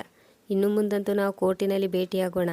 ಆಗ ಜನಕ್ ಅವರು ಕೈ ಜೋಡಿಸುತ್ತಾ ಹೇಳಿದರು, ಅಣ್ಣ ಅವರೇ, ಮತ್ತೊಮ್ಮೆ ಯೋಚಿಸಿ ನಿರ್ಧಾರಕ್ಕೆ ಬನ್ನಿ. ಮಕ್ಕಳು ಮಾಡೋ ಸಣ್ಣ ಪುಟ್ಟ ತಪ್ಪಿಗೆ ಇಂತಹ ದೊಡ್ಡ ನಿರ್ಧಾರ ಕೈಗೊಳ್ಳುವುದು ಒಳ್ಳೆಯದಲ್ಲ. ಇದು ಎರಡು ಮನೆಯ ಮರ್ಯಾದೆ ಪ್ರಶ್ನೆಯಾಗಿದೆ. ನಿಮ್ಮ ಒಂದು ನಿರ್ಧಾರದಿಂದ ಎರಡು ಮನೆ ಹಾಳಾಗಬಹುದು ಅಥವಾ ಸಂಸಾರ ಕೂಡ ಸರಿ ಹೋಗಬಹುದು. ಆಗ ಕೋಮಲಳ ಅಮ್ಮ ಹೇಳಿದಳು, ನೀವು ಇದರ ಬಗ್ಗೆ ಚಿಂತೆ ಮಾಡಬೇಡಿ. ನಿಮ್ಮ ಮನೆಯನ್ನು ಸರಿ ಮಾಡಿಕೊಳ್ಳಿ. ನಾವು ನಮ್ಮ ಮಗಳ ಸಂಸಾರವನ್ನು ಮತ್ತೊಮ್ಮೆ ಸರಿ ಮಾಡುತ್ತೇವೆ. ಮತ್ತೊಂದು ವಿಷಯ, ನೀವು ನಮ್ಮ ಮಗಳಿಗೆ ಹೊಡೆದು ಬಡಿದು ಮಾಡಿದ್ದೀರಲ್ಲವೇ, ಅದಕ್ಕೆ ತಕ್ಕ ಪಾಠವನ್ನು ಕಲಿಸುತ್ತೇವೆ. ಈಗ ನೀವು ಇಲ್ಲಿಂದ ಹೋಗಬಹುದು. ಭಾರವಾದ ಮುಖವನ್ನು ಹೊತ್ತುಕೊಂಡು ಜನಕ್ ಅವರು ಮನೆಗೆ ಮರಳಿ ಬಂದರು. ಮನೆಗೆ ಬಂದಾಗ ಗೀತಾ ಕೇಳಿದರು, ರೀ ಏನಾಯಿತು? ಸೊಸೆಯನ್ನು ನಿಮ್ಮ ಜೊತೆ ಕರೆದುಕೊಂಡು ಬಂದಿಲ್ಲವೇ? ಇಲ್ಲ ಗೀತಾ, ಅವರಂತೂ ನೇರವಾಗಿ ಹೇಳಿದರು. ಅವರ ಮುಂದೆ ಕೈ ಮುಗಿದು ಬೇಡಿಕೊಂಡೆ, ಕ್ಷಮೆಯನ್ನು ಕೂಡ ಕೇಳಿದೆ. ಆದರೆ ಕೋಮಲ್ ಇಲ್ಲಿಗೆ ಬರಲು ಮನಸ್ಸು ಮಾಡಲಿಲ್ಲ ಮತ್ತು ಅವಳ ಅಪ್ಪ ಅಮ್ಮ ಅವಳನ್ನು ಕಳಿಸುವುದಕ್ಕಾಗಿ ಒಪ್ಪಿಕೊಳ್ಳಲಿಲ್ಲ. ಮತ್ತು ಮೇಲಾಗಿ ಈಗಂತೂ ಕೋರ್ಟ್ ಕೇಸ್ ಮಾಡುತ್ತೇವೆ ಎಂದು ಧಮಕಿ ಹಾಕಿದ್ದಾರೆ. ಏನು ಕೋರ್ಟ್ ಕೇಸೇ? ವಿಷಯವಂತೂ ಇಷ್ಟೊಂದು ದೊಡ್ಡದಾಗಿರಲಿಲ್ಲ. ನಂತರ ಅವರು ದೀಪಕ್ನ ಕಡೆಗೆ ನೋಡುತ್ತಾ ಹೇಳಿದರು, ಮಗ ದೀಪಕ್, ಈಗ ಅವಳನ್ನು ನೀನೇ ಒಪ್ಪಿಸಿ ಕರೆದುಕೊಂಡು ಬರಬೇಕು. ಅಮ್ಮ, ಇಷ್ಟೊಂದು ಚಿಂತೆ ಮಾಡುವ ಅವಶ್ಯಕತೆ ಇಲ್ಲ. ಕೋಮಲ್ ಅವಳ ತವರಿನಲ್ಲಿ ಇರಲಿ. ನನ್ನ ಅಪ್ಪ ಅಮ್ಮನನ್ನು ತನ್ನವರೆಂದು ಒಪ್ಪಿಕೊಳ್ಳದ ಅಂತಹ ಪತ್ನಿಯ ಅವಶ್ಯಕತೆ ನನಗಿಲ್ಲ. ಕೇಸ್ ಮಾಡುವ ವಿಷಯದ ಬಗ್ಗೆ ಹೇಳಬೇಕೆಂದರೆ ಅವರಿಗೆ ಏನು ಬೇಕೋ ಅದನ್ನು ಮಾಡಿಕೊಳ್ಳಲಿ. ನೋಡು ಮಗ, ಇದೇ ರೀತಿ ಅಹಂಕಾರದಲ್ಲಿ ಸಂಸಾರಗಳು ಒಡೆದು ಹೋಗುತ್ತವೆ. ಆದ್ದರಿಂದ ವಿಷಯವನ್ನು ದೊಡ್ಡದು ಮಾಡುವುದರ ಬದಲು ಅರ್ಥ ಮಾಡಿಕೊಂಡು ಅದಕ್ಕೆ ಪರಿಹಾರ ಕಂಡುಕೊಳ್ಳುವುದು ಉತ್ತಮ ಎಂದು ನಿಮಗೆ ತಿಳಿಸಿ ಹೇಳುತ್ತಿದ್ದೇವೆ. ಅಮ್ಮ, ನೀನೇನು ಚಿಂತೆ ಮಾಡಬೇಡ. ಈಗ ವಿಷಯವಂತೂ ದೊಡ್ಡದಾಗಿದೆ. ಮುಂದೆ ಏನಾಗುತ್ತೋ ಅದನ್ನು ನೋಡಿಕೊಳ್ಳೋಣ ಎಂದು ಹೇಳಿ ದೀಪಕ್ ಅಲ್ಲಿಂದ ಎದ್ದು ಹೋದನು. ಹಿಂದಿನಿಂದ ದೊಡ್ಡ ಸೊಸೆ ಮೀನಾ ಎಲ್ಲವನ್ನೂ ಕೇಳಿಸಿಕೊಳ್ಳುತ್ತಿದ್ದಳು. ಕೇವಲ ಒಂದೇ ದಿನ ಕಳೆದಿತ್ತು. ಒಂದು ದಿನ ಮಧ್ಯಾಹ್ನ ಮನೀಶ್ ಊಟಕ್ಕಾಗಿ ಮನೆಗೆ ಬಂದಾಗ ತನ್ನ ಅಮ್ಮ ಬಟ್ಟೆಯನ್ನು ವಾಶ್ ಮಾಡುತ್ತಿರುವುದನ್ನು ನೋಡಿ ಹೈರಾಣಾದನು. ಈಗ ಅವನಿಗೆ ವಿಷಯವೇನೆಂದು ಅರ್ಥವಾಗಿತ್ತು. ಅವನು ತನ್ನ ಕೋಣೆಯ ಕಡೆಗೆ ವೇಗವಾಗಿ ಹೋದನು ಮತ್ತು ಏರು ಧ್ವನಿಯಲ್ಲಿ ಹೇಳಿದನು, ಮೀನಾ, ಇದೆಲ್ಲ ಏನು ನಡೆಯುತ್ತಿದೆ? ಏಕೆ, ಏನಾಯಿತು ಎಂದು ಮೀನಾ ಕೇಳಿದಾಗ ಮನೀಶ್ ಹೇಳಿದನು, ಈಗ ಅಪ್ಪ ಅಮ್ಮನ 2 ಜೋಡಿ ಬಟ್ಟೆಯನ್ನು ವಾಶ್ ಮಾಡುವುದು ಕೂಡ ನಿನಗೆ ಭಾರ ಎಂದು ಅನಿಸಿತೆ? ಹೌದಾ? ಎಲ್ಲಿಯವರೆಗೆ ನಾನು ಒಬ್ಬಳೇ ಮನೆ ಕೆಲಸವನ್ನು ಮಾಡುತ್ತಿರಬೇಕು? ಈ ಕೆಲಸ ನಿಮಗೆ ಚಿಕ್ಕ ಕೆಲಸವಾಗಿರಬಹುದು, ಆದರೆ ನನಗಲ್ಲ. ಇಡೀ ದಿನ ಮನೆಯಲ್ಲಿ ಎಷ್ಟೊಂದು ಕೆಲಸ ಇರುತ್ತದೆ ಎಂದು ನಿಮಗೆ ಗೊತ್ತೇನು? ಆ ಮಹಾರಾಣಿಯಂತೂ ತವರು ಮನೆಗೆ ಹೋಗಿ ಜಾಂಡ ಹೂಡಿದ್ದಾಳೆ. ನಾನೊಬ್ಬಳೇ ಏಕೆ ಮನೆ ಕೆಲಸ ಮಾಡುತ್ತಿರಬೇಕು? ಮೀನಾ, ನೀನು ಮಾಡುತ್ತಿರುವುದು ಸರಿಯಾಗಿಲ್ಲ ಎಂದು ಸಿಟ್ಟಿನಿಂದ ಮನೀಶ್ ಹೇಳಿದಾಗ ಮೀನಾ ಕಿರುಚಾಡುತ್ತಾ ಹೇಳಿದಳು, ಯಾವುದು ಸರಿ ಯಾವುದು ತಪ್ಪು ಎಂದು ನನಗೆ ಗೊತ್ತಿದೆ. ಇಂದಿನಿಂದ ನಾನು ಕೇವಲ ನನ್ನ ಕೆಲಸ ಮಾತ್ರ ಮಾಡಿಕೊಳ್ಳುತ್ತೇನೆ, ಬೇರೆ ಯಾರ ಕೆಲಸವನ್ನು ಮಾಡುವುದಿಲ್ಲ ಅಥವಾ ಯಾರಿಗಾದರೂ ಕೆಲಸ ಮಾಡುವುದಿಲ್ಲ ಎಂದು ಹೇಳಿ ಅವಳು ಪಟಪಟ ಸದ್ದು ಮಾಡುತ್ತಾ ಅಡುಗೆ ಕೋಣೆಗೆ ಹೊರಟು ಹೋದಳು. ಇತ್ತ ಕೋಮಲಳ ತವರು ಮನೆಯಲ್ಲಿ ಅವಳ ತಂದೆ ಬಂದು ಕೇಳಿದರು, ಮಗಳೇ, ದೀಪಕ್ನ ಫೋನ್ ಬಂದಿತ್ತಾ? ಇಲ್ಲ ಅಪ್ಪಾಜಿ, ಅವರು ನನಗೆ ಕಾಲ್ ಮಾಡಲಿಲ್ಲ. ಎಲ್ಲದಕ್ಕೂ ಮೂಲ ಕಾರಣ ಅವರೇ ಎಂದು ಕೋಮಲ್ ಹೇಳಿದಾಗ ಅವಳ ತಂದೆ ಹೇಳಿದರು, ಮಗಳೇ, ಏನು ತೊಂದರೆ ಇಲ್ಲ, ನೀನೇನು ಚಿಂತೆ ಮಾಡಬೇಡ. ಈಗಷ್ಟೇ ನಾನು ವಕೀಲರನ್ನು ಭೇಟಿ ಮಾಡಿಕೊಂಡು ಬರುತ್ತಿದ್ದೇನೆ. ನಾನು ನಿನ್ನ ಗಂಡನ ಮನೆಯವರ ಮೇಲೆ ವರದಕ್ಷಿಣೆ ಕೇಸನ್ನು ದಾಖಲಿಸಿದ್ದೇನೆ. ಆದರೆ ಅಪ್ಪಾಜಿ, ಅಲ್ಲಿ ವರದಕ್ಷಿಣೆ ಯಾವ ಮಾತು ನಡೆದಿರಲಿಲ್ಲ. ಮಗಳೇ, ನಾವು ವಿನಾಕಾರಣ ಸುಳ್ಳು ಆರೋಪ ಮಾಡಿದ್ದೇವೆಂದು ನಮಗಂತೂ ಗೊತ್ತಿದೆ. ವಕೀಲರು ಏನು ಹೇಳುತ್ತಿದ್ದಾರೆ ಎಂದರೆ, ನಮ್ಮ ಕೇಸ್ ಸ್ಟ್ರಾಂಗ್ ಮಾಡಲು ಇದೆಲ್ಲ ಟ್ರಿಕ್ಗಳನ್ನು ಮಾಡಲೇಬೇಕು ಎನ್ನುತ್ತಿದ್ದಾರೆ. ಇದರಲ್ಲಿ ವರದಕ್ಷಿಣೆ ಕೇಸ್ ಹಾಕೋದು ಅವಶ್ಯವಾಗಿತ್ತು. ಈಗ ನೀನು ನೋಡುತ್ತಿರು, ಅವರು ಹಗಲಿನಲ್ಲಿ ನಕ್ಷತ್ರನೂ ಎಣಿಸುವಂತೆ ಮಾಡುತ್ತೇನೆ. ನಿನ್ನ ಕಾಲ ಬುಡದಲ್ಲಿ ಬಿದ್ದು ಅವರು ಕ್ಷಮೆ ಕೇಳಬೇಕು. ಇದನ್ನು ಕೇಳಿ ಕೋಮಲಳ ಅಮ್ಮ ಹೇಳಿದರು, ನೀವು ಸರಿಯಾದ ಕೆಲಸವನ್ನೇ ಮಾಡಿದ್ದೀರಿ. ಬೇರೆ ಮನೆಯವರ ಹುಡುಗಿಯರನ್ನು ಸತಾಯಿಸುವುದರ ಪರಿಣಾಮ ಏನಾಗುತ್ತದೆ ಎಂದು ಅವರಿಗೂ ಗೊತ್ತಾಗಲಿ. 4 ದಿನ ಜೈಲಿನಲ್ಲಿ ಕಂಬಿ ಎಣಿಸಿದರೆ ಆಗ ಅವರಿಗೆ ಬುದ್ಧಿ ಬರುವುದು. ಒಳ್ಳೆಯದು ಮಗಳೇ, ಈಗ ನೀನು ಆರಾಮ್ ತೆಗೆದುಕೋ, ಚಿಂತೆ ಮಾಡುವ ಅವಶ್ಯಕತೆ ಇಲ್ಲ. ಇಷ್ಟು ಹೇಳಿ ಕೋಮಲಳ ತಂದೆ ಕೋಣೆಯಿಂದ ಹೊರಬಂದರು. ಮೀನಾ ಕೂಡ ತನ್ನ ಅಡುಗೆಯನ್ನು ಬೇರೆ ಬೇಯಿಸುತ್ತಿದ್ದಳು. ಆದರೆ ಮನೀಶ್ನಿಗೆ ಇದ್ಯಾವುದೂ ಚೆನ್ನಾಗಿ ಕಾಣಲಿಲ್ಲ. ಅಂದು ಭಾನುವಾರವಾಗಿತ್ತು. ಅವನು ಗಂಭೀರವಾಗಿ ಸುಮ್ಮನೆ ಹಾಸಿಗೆಯಲ್ಲಿ ಮಲಗಿಕೊಂಡಿದ್ದನು. ಹಲವಾರು ಯೋಚನೆಗಳು ಅವನ ತಲೆಯಲ್ಲಿ ತುಂಬಿಕೊಂಡಿದ್ದವು. ಆಗ ಮೀನಾ ಅವನ ಬಳಿ ಬಂದಳು ಮತ್ತು ಹೇಳಿದಳು, ಸಮಯ 10 ಗಂಟೆಯಾಯಿತು. ನೀವು ಇನ್ನೂ ತಿಂಡಿಯನ್ನು ಕೂಡ ಮಾಡಿಲ್ಲ. ರಾತ್ರಿ ಕೂಡ ನೀವು ಊಟ ಮಾಡದೆ ಹಾಗೆ ಮಲಗಿಕೊಂಡಿದ್ದೀರಿ. ನಾನು ನಿಮಗೆ ತಿಂಡಿಯನ್ನು ತರುತ್ತೇನೆ, ಎದ್ದು ತಿಂಡಿ ತಿನ್ನಿ. ಆಗ ಮನೀಶ್ ಹೇಳಿದನು, ನನ್ನ ಜೊತೆ ಅಪ್ಪ ಅಮ್ಮನಿಗೂ ಊಟ ತಿಂಡಿಯನ್ನು ನೀಡಿದರೆ ಆಗ ನಾನು ನೀನು ಮಾಡಿದ ಊಟ ಮಾಡುತ್ತೇನೆ. ಅವರು ಈಗ ದೇವಸ್ಥಾನದಿಂದ ಮರಳಿ ಬರುತ್ತಿರಬಹುದು. ಅವರಿಗೂ ಕೂಡ ತಿಂಡಿ ರೆಡಿ ಮಾಡು. ಆಗ ಮೀನಾ ಸಿಟ್ಟಿನಿಂದ ಹೇಳಿದಳು, ಹೌದಾ, ಇಲ್ಲಿಯವರೆಗೂ ಅದೇ ಮಾತನ್ನು ಮನಸ್ಸಿಗೆ ಹಚ್ಚಿಕೊಂಡು ಕುಳಿತಿದ್ದೀರಾ? ಆದರೆ ನಾನು ಕೂಡ ಅವರಿಗಾಗಿ ಅಡುಗೆ ಮಾಡುವುದಿಲ್ಲ ಎಂದು ಹಠ ತೊಟ್ಟಿದ್ದೇನೆ. ಮಾಡುವುದಿಲ್ಲವೆಂದರೆ ಮಾಡುವುದಿಲ್ಲ. ಸರಿ, ಹಾಗಾದರೆ ನಾನು ಕೂಡ ಊಟ ಮಾಡುವುದಿಲ್ಲ ಎಂದು ಮನೀಶ್ ಹೇಳಿದಾಗ ಮೀನಾ ಹೇಳಿದಳು, ಹಾಗಾದರೆ ಸರಿ, ಹಾಗೆ ಉಪವಾಸ ಇರಿ. ನಿನ್ನಲ್ಲಿ ಊಟ ಕೊಡು ಎಂದು ಯಾರು ಬೇಡಿಕೊಂಡರು? ಇಲ್ಲಿಂದ ಹೊರಟು ಹೋಗು, ನನ್ನನ್ನು ಒಂಟಿಯಾಗಿರಲು ಬಿಡು. ಮನೀಶ್ ಏರು ಧ್ವನಿಯಲ್ಲಿ ಹೇಳಿದನು. ಆಗ ಮೀನಾ ಕೂಡ ಕಣ್ಣು ಕೆಂಪಾಗಿಸಿಕೊಂಡು ಹೇಳಿದಳು, ಒಂದು ವೇಳೆ ನೀನು ಇದೇ ವ್ಯವಹಾರವನ್ನು ಮುಂದುವರಿಸಿದರೆ ನಾನು ಕೂಡ ಕೋಮಲಳಂತೆ ನನ್ನ ತವರಿಗೆ ಹೊರಟು ಹೋಗುತ್ತೇನೆ. ಹೋಗಬೇಕೆಂದರೆ ಹೋಗು, ನಿನ್ನನ್ನು ಯಾರು ತಡೆದರು? ಆಗ ಮೀನಾ ಹೇಳಿದಳು, ಹೌದಾ, ನನ್ನ ಅವಶ್ಯಕತೆ ಇಲ್ಲವೇ? ಹಾಗಾದರೆ ನಾನು ಹೋಗುತ್ತೇನೆ. ಅವಶ್ಯವಾಗಿ ತಾವು ಇಲ್ಲಿಂದ ಹೊರಡಬಹುದು. ಬಾಗಿಲು ತೆರೆದಿದೆ. ಗಂಡನ ಈ ಮಾತನ್ನು ಕೇಳಿ ಮೀನಾ ತನ್ನ ಬ್ಯಾಗನ್ನು ಪ್ಯಾಕ್ ಮಾಡತೊಡಗಿದಳು. ನಾನು ಹೋಗುತ್ತಿದ್ದೇನೆ. ನನ್ನ ಒಂದು ಮಾತನ್ನು ಗಮನವಿಟ್ಟು ಕೇಳಿ. ಒಮ್ಮೆ ನಾನು ಇಲ್ಲಿಂದ ಹೊರಟು ಹೋದರೆ ಮತ್ತೆಂದೂ ಮರಳಿ ಬರುವುದಿಲ್ಲ. ಇದಾದ ಮೇಲೆ ನಿಮ್ಮ ಅಪ್ಪ ಅಮ್ಮನೊಂದಿಗೆ ಇರಿ. ಇಷ್ಟು ಹೇಳಿ ಮೀನಾ ಹೊರಟು ಹೋದಳು. ಮೀನಾ ತನ್ನ ತವರು ಮನೆಗೆ ಬಂದು ತಲುಪುತ್ತಿದ್ದಂತೆ ಆಕಸ್ಮಿಕವಾಗಿ ತನ್ನ ಮಗಳನ್ನು ನೋಡಿ ಅವಳ ತಂದೆ ದಂಗಾಗಿ ಹೋದರು ಮತ್ತು ಕೇಳಿದರು, ಮಗಳೇ, ನೀನು ಆಕಸ್ಮಿಕವಾಗಿ ಇಲ್ಲಿ? ಫೋನ್ ಇಲ್ಲ, ನೀನು ಬರುತ್ತಿರುವ ಸಮಾಚಾರವಿಲ್ಲ, ಏನು ವಿಷಯ? ಅಪ್ಪ ನನಗೆ ಫೋನ್ ಮಾಡಲು ಸಮಯವಾದರೂ ಎಲ್ಲಿತ್ತು? ಏಕೆ ಮಗಳೇ, ಏನಾಯಿತು? ಎಲ್ಲವೂ ಸರಿಯಾಗಿದೆ ತಾನೇ? ಅಪ್ಪ, ಯಾವುದೂ ಸರಿಯಾಗಿಲ್ಲ. ಒಂದು ಕಡೆ ನನ್ನ ಅತ್ತೆ ಮಾವ, ಅವರಿಂದಾಗಿ ನನ್ನ ಜೀವನ ನರಕವಾಗಿದೆ. ಮತ್ತೊಂದು ಕಡೆ ನಿಮ್ಮ ಅಳಿಯ, ಅವರು ನನ್ನೊಂದಿಗೆ ಸರಿಯಾಗಿ ಮಾತು ಕೂಡ ಆಡುತ್ತಿಲ್ಲ. ನಾನು ಇಲ್ಲಿಗೆ ಬರದೆ ಏನು ಮಾಡಬೇಕಾಗಿತ್ತು? ಇದನ್ನು ಕೇಳಿ ಅವಳ ತಂದೆ ಹೇಳಿದರು, ಇದರರ್ಥ ನೀನು ನಿನ್ನ ಗಂಡನ ಮನೆಯವರೊಂದಿಗೆ ಜಗಳ ಮಾಡಿಕೊಂಡು ಇಲ್ಲಿಗೆ ಬಂದಿದ್ದೇನು?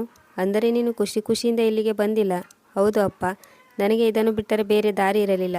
ನನ್ನ ತಂಗಿಯಂತೂ ಗಂಡನ ಮನೆಯ ಜವಾಬ್ದಾರಿಯಿಂದ ತಪ್ಪಿಸಿಕೊಳ್ಳಲು ತನ್ನ ತವರು ಮನೆಗೆ ಹೋಗಿ ಕುಳಿತಿದ್ದಾಳೆ ಮತ್ತು ಮನೆಯ ಎಲ್ಲ ಕೆಲಸವನ್ನು ಅವರು ನನ್ನ ತಲೆಯ ಮೇಲೆ ಹಾಕಿದ್ದಾರೆ. ಆದರೆ ಈಗ ನಾನು ಕೂಡ ಒಂದು ನಿರ್ಧಾರಕ್ಕೆ ಬಂದಿದ್ದೇನೆ. ಇನ್ನು ಮುಂದೆ ನಾನು ಆ ಮನೆಯಲ್ಲಿ ಅತ್ತೆ ಮಾವಂದಿರ ಕೆಲಸದಾಳಾಗಿ ಇರಲು ಬಯಸುವುದಿಲ್ಲ. ಇದೇ ಮಾತನ್ನು ನಾನು ನನ್ನ ಗಂಡನಲ್ಲಿ ಹೇಳಿದಾಗ ಅವರು ಮನೆಯಿಂದ ಹೊರಟು ಹೋಗಲು ಹೇಳಿದರು. ಇದನ್ನು ಕೇಳಿ ಮೀನಾಳ ಅಮ್ಮ ಸಿಡುಕುತ್ತಾ ಕೂಗಾಡಿದರು. ಏನು, ನೀನು ಅತ್ತೆ ಮಾವಂದ್ರೆ ಕೆಲಸ ಮಾಡುವುದನ್ನು ತಪ್ಪಿಸಿಕೊಳ್ಳಲು ಇಲ್ಲಿಗೆ ಬಂದು ಕುಳಿತುಕೊಂಡಿದ್ದೀಯಾ? ನಾವಂತೂ ನಿನಗೆ ಅಂಥ ಸಂಸ್ಕಾರವನ್ನು ನೀಡಲಿಲ್ಲ. ಆದರೆ ಅಮ್ಮ, ಅತ್ತೆ ಮಾವ ಕೇವಲ ನನಗೆ ಮಾತ್ರ ಸೀಮಿತವೇ? ನನ್ನ ತಂಗಿಗೂ ಕೂಡ ಅತ್ತೆ ಮಾವಲ್ಲವೇ? ನಾನು ಒಬ್ಬಳೇ ಅವರ ಭಾರವನ್ನು ಏಕೆ ಹೊರಬೇಕು? ಇಲ್ಲ ಮಗಳೇ, ಹೀಗೆ ಯೋಚನೆ ಮಾಡುವುದು ತಪ್ಪು. ಮನೆಯಲ್ಲಿ ಹಿರಿಯರು ದೊಡ್ಡವರಾಗಿರುತ್ತಾರೆ. ಅತ್ತೆ ಮಾವಂದಿರ ಸೇವೆ ಮಾಡುವ ಭಾಗ್ಯ ಕೇವಲ ಅದೃಷ್ಟವಂತರಿಗೆ ಮಾತ್ರ ದೊರೆಯುತ್ತದೆ. ಮಗಳೇ, ನನಗೊಂದು ಮಾತು ಹೇಳು. ನಿನ್ನ ಮದುವೆಯಾಗಿ 7 ವರ್ಷವಾಗಿದೆ. ಇಂದಿನವರೆಗೆ ಒಂದು ದಿನವಾದರೂ ಅವರು ನಿನಗೆ ಬೈದಿದ್ದರೆ? ಅವರಂತೂ ನಿನ್ನೊಂದಿಗೆ ಏರು ಧ್ವನಿಯಲ್ಲಿ ಕೂಡ ಮಾತನಾಡುವುದಿಲ್ಲ. ಅಳಿಯಂದಿರಂತೂ ನಿನ್ನನ್ನು ಚೆನ್ನಾಗಿ ನೋಡಿಕೊಳ್ಳುತ್ತಾರೆ. ನಮಗೂ ಕೂಡ ತುಂಬ ಗೌರವ ನೀಡುತ್ತಾರೆ. ನಿನಗೆ ಗೊತ್ತೇನು, ನಿನ್ನ ತಂದೆಗೆ ಹಾರ್ಟ್ ಅಟ್ಯಾಕ್ ಆದಾಗ ನನ್ನ ಒಂದೇ ಒಂದು ಫೋನ್ ಕಾಲ್ನಿಂದ ತಕ್ಷಣ ಅವರು ನಮ್ಮ ಸಹಾಯಕ್ಕಾಗಿ ಇಲ್ಲಿಗೆ ಬಂದು ತಲುಪಿದ್ದರು. ಪ್ರತಿ ಕಷ್ಟದ ಪರಿಸ್ಥಿತಿಯಲ್ಲೂ ಕೂಡ ಅವರು ನಮ್ಮ ಜೊತೆಗೆ ನಿಂತಿದ್ದರು. ಅಳಿಯಂದಿರು ನಮಗೆ ಮಗನಿಲ್ಲ ಎಂಬ ಕೊರತೆ ಎಂದಿಗೂ ಕಾಡದಂತೆ ನೋಡಿಕೊಂಡರು. ಈಗ ನೀನೇ ಹೇಳು, ಇದಕ್ಕೆ ಬದಲಾಗಿ ಅವರು ತನ್ನ ತಂದೆ ತಾಯಿಯನ್ನು ನಿನ್ನ ಸ್ವಂತ ತಂದೆ ತಾಯಿಯಂತೆ ನೋಡಿಕೊ ಎಂದು ಬಯಸುವುದರಲ್ಲಿ ತಪ್ಪೇನಿದೆ? ಆದರೆ ನೀನಂತೂ ಅವರೊಂದಿಗೆ ಜಗಳ ಮಾಡಿಕೊಂಡು ಇಲ್ಲಿಗೆ ಓಡಿ ಬಂದಿದ್ದೀಯಾ. ಮಗಳೇ, ಸಂಬಂಧವನ್ನು ಎರಡೂ ಕಡೆಯಿಂದ ಬೆಸೆಯಬೇಕಾಗುತ್ತದೆ. ಒಂದು ವೇಳೆ ನೀನು ನಿನ್ನ ಪತಿ ನಿನ್ನಿಷ್ಟದಂತೆ ನಡೆದುಕೊಳ್ಳಬೇಕೆಂದು ಬಯಸುವುದರಲ್ಲಿ ತಪ್ಪಿಲ್ಲ. ಆದರೆ ನೀನು ಕೂಡ ಅವನ ಇಷ್ಟವನ್ನು ಗೌರವಿಸಬೇಕಾಗುತ್ತದೆ. ಅದರ ಆಳಕ್ಕೆ ಇಳಿಯುವುದನ್ನು ಕಲಿತುಕೋ. ತನ್ನ ತಂದೆ ತಾಯಿಯ ಮಾತು ಕೇಳಿ ಮೀನಾ ನಾಚಿಕೆಯಿಂದ ತಲೆ ತಗ್ಗಿಸಿದಳು ಮತ್ತು ಹೇಳಿದಳು, ಅಮ್ಮ, ನನ್ನಿಂದ ದೊಡ್ಡ ತಪ್ಪಾಗಿದೆ. ನಾನು ಕೇವಲ ಅವರಿಗೆ ಮನೆಯನ್ನು ಬಿಟ್ಟು ಹೋಗುತ್ತೇನೆ ಎಂದು ಧಮಕಿ ಹಾಕುತ್ತಿದ್ದೆ. ಆದರೆ ಅವರೇ ಸ್ವತಃ ನನಗೆ ಮನೆ ಬಿಟ್ಟು ಹೋಗಲು ಹೇಳಿದಾಗ ನನ್ನ ಸ್ವಾಭಿಮಾನಕ್ಕೆ ಪೆಟ್ಟು ಬಿದ್ದಿತು. ಆದರೆ ಅಮ್ಮ, ನಾನು ಯಾವ ಮುಖವನ್ನು ಹೊತ್ತು ಪುನಃ ಅಲ್ಲಿಗೆ ಹೋಗಲಿ ಎಂದು ಹೇಳುತ್ತಾ ಮೀನಾ ಅಳತೊಡಗಿದಳು. ಈ ಕಡೆಗೆ ಇಬ್ಬರು ಸೊಸೆಯರು ಮನೆ ಬಿಟ್ಟು ಹೋಗಿದ್ದರಿಂದ ಜನಕ್ ಅವರು ತುಂಬ ಯೋಚಿಸುತ್ತಾ ಕುಳಿತುಕೊಂಡಿದ್ದರು.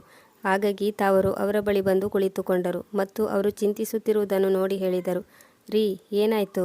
ಏನೋ ಯೋಚನೆ ಮಾಡುತ್ತಿದ್ದೀರಿ?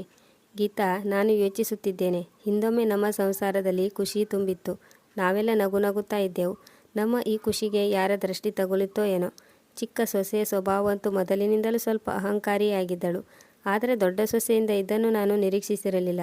ಆಗ ಗೀತಾ ಅವರು ಹೇಳಿದರು, ಇಬ್ಬರ ಗಂಡು ಮಕ್ಕಳ ಮದುವೆ ಸುಖಾಂತ್ಯವಾಗಿ ಆಯಿತು ಎಂದು ಯೋಚಿಸಿದ್ದೆ. ಈಗ ಸೊಸೆಯಂದಿರು ಬಂದ ಮೇಲೆ ಮನೆಯ ಜವಾಬ್ದಾರಿಯನ್ನು ನೋಡಿಕೊಳ್ಳುತ್ತಾರೆ. ನಮ್ಮ ಕೊನೆಗಾಲವನ್ನು ಆರಾಮಾಗಿ ಕಳೆಯಬಹುದು ಎಂದು. ಆದರೆ ಮುಪ್ಪಿನ ಕಾಲದಲ್ಲಿ ಇಂಥ ದಿನಗಳನ್ನು ನೋಡಬೇಕಾಗಬಹುದೆಂದು ಯಾರಿಗೆ ಗೊತ್ತಿತ್ತು? ಹೀಗೆ ಇವರ ಮಾತುಕತೆ ನಡೆಯುತ್ತಿದ್ದಾಗ ಬಾಗಿಲ ಬಳಿ ಬೆಲ್ ಶಬ್ದವಾಯಿತು. ಜನಕ್ ಅವರು ಬಾಗಿಲನ್ನು ತೆರೆದರು. ಬಾಗಿಲಲ್ಲಿ ಮೀನಾ ತನ್ನ ತಂದೆ ಜೊತೆ ನಿಂತಿದ್ದಳು. ಜನಕ್ ಅವರು ಅವರನ್ನು ಒಳಗಡೆ ಕರೆದುಕೊಂಡು ಬಂದು ಕುಳಿತುಕೊಳ್ಳುವಂತೆ ಹೇಳಿದರು. ಒಳಗಡೆ ಬಂದವಳೆ ಮೀನಾ ತನ್ನ ಅತ್ತೆ ಮಾವನ ಕಾಲಿಗೆ ಬಿದ್ದಳು. ಆಗ ಮೀನಾಳ ತಂದೆ ಹೇಳಿದರು, ನನ್ನ ಮಗಳ ಕಡೆಯಿಂದ ನಾನು ನಿಮ್ಮಲ್ಲಿ ಕ್ಷಮೆ ಕೇಳುತ್ತೇನೆ. ನನ್ನ ಮಗಳು ಗಂಡನ ಮನೆಯಲ್ಲಿ ಜಗಳ ಮಾಡಿಕೊಂಡು ತವರು ಮನೆಗೆ ಬಂದಿದ್ದಾಳೆ ಎಂದು ತಿಳಿದ ತಕ್ಷಣ ನಾನು ಮರಳಿ ಇವಳಿಗೆ ಬುದ್ಧಿ ಹೇಳಿ ಇವಳನ್ನು ಕರೆದುಕೊಂಡು ಬಂದೆ. ಬೇಡ ಬೇಡ ಅಣ್ಣವರೇ, ನೀವೇಕೆ ಕ್ಷಮೆ ಕೇಳುತ್ತಿದ್ದೀರಾ? ಮಕ್ಕಳೆಂದ ಮೇಲೆ ತಪ್ಪು ನಡೆಯುತ್ತದೆ. ನಮ್ಮ ಮಗಳು ಕೊನೆಗೂ ಮನೆಗೆ ಮರಳಿ ಬಂದಳಲ್ಲ, ಅದೇ ನಮಗೆ ದೊಡ್ಡದು. ಸ್ವಲ್ಪ ಹೊತ್ತು ಕಷ್ಟ ಸುಖವನ್ನು ವಿಚಾರಿಸಿ ಮೀನಾಳ ತಂದೆ ಅವಳನ್ನು ಬಿಟ್ಟು ತಮ್ಮ ಮನೆಗೆ ಹೊರಟು ಹೋದರು.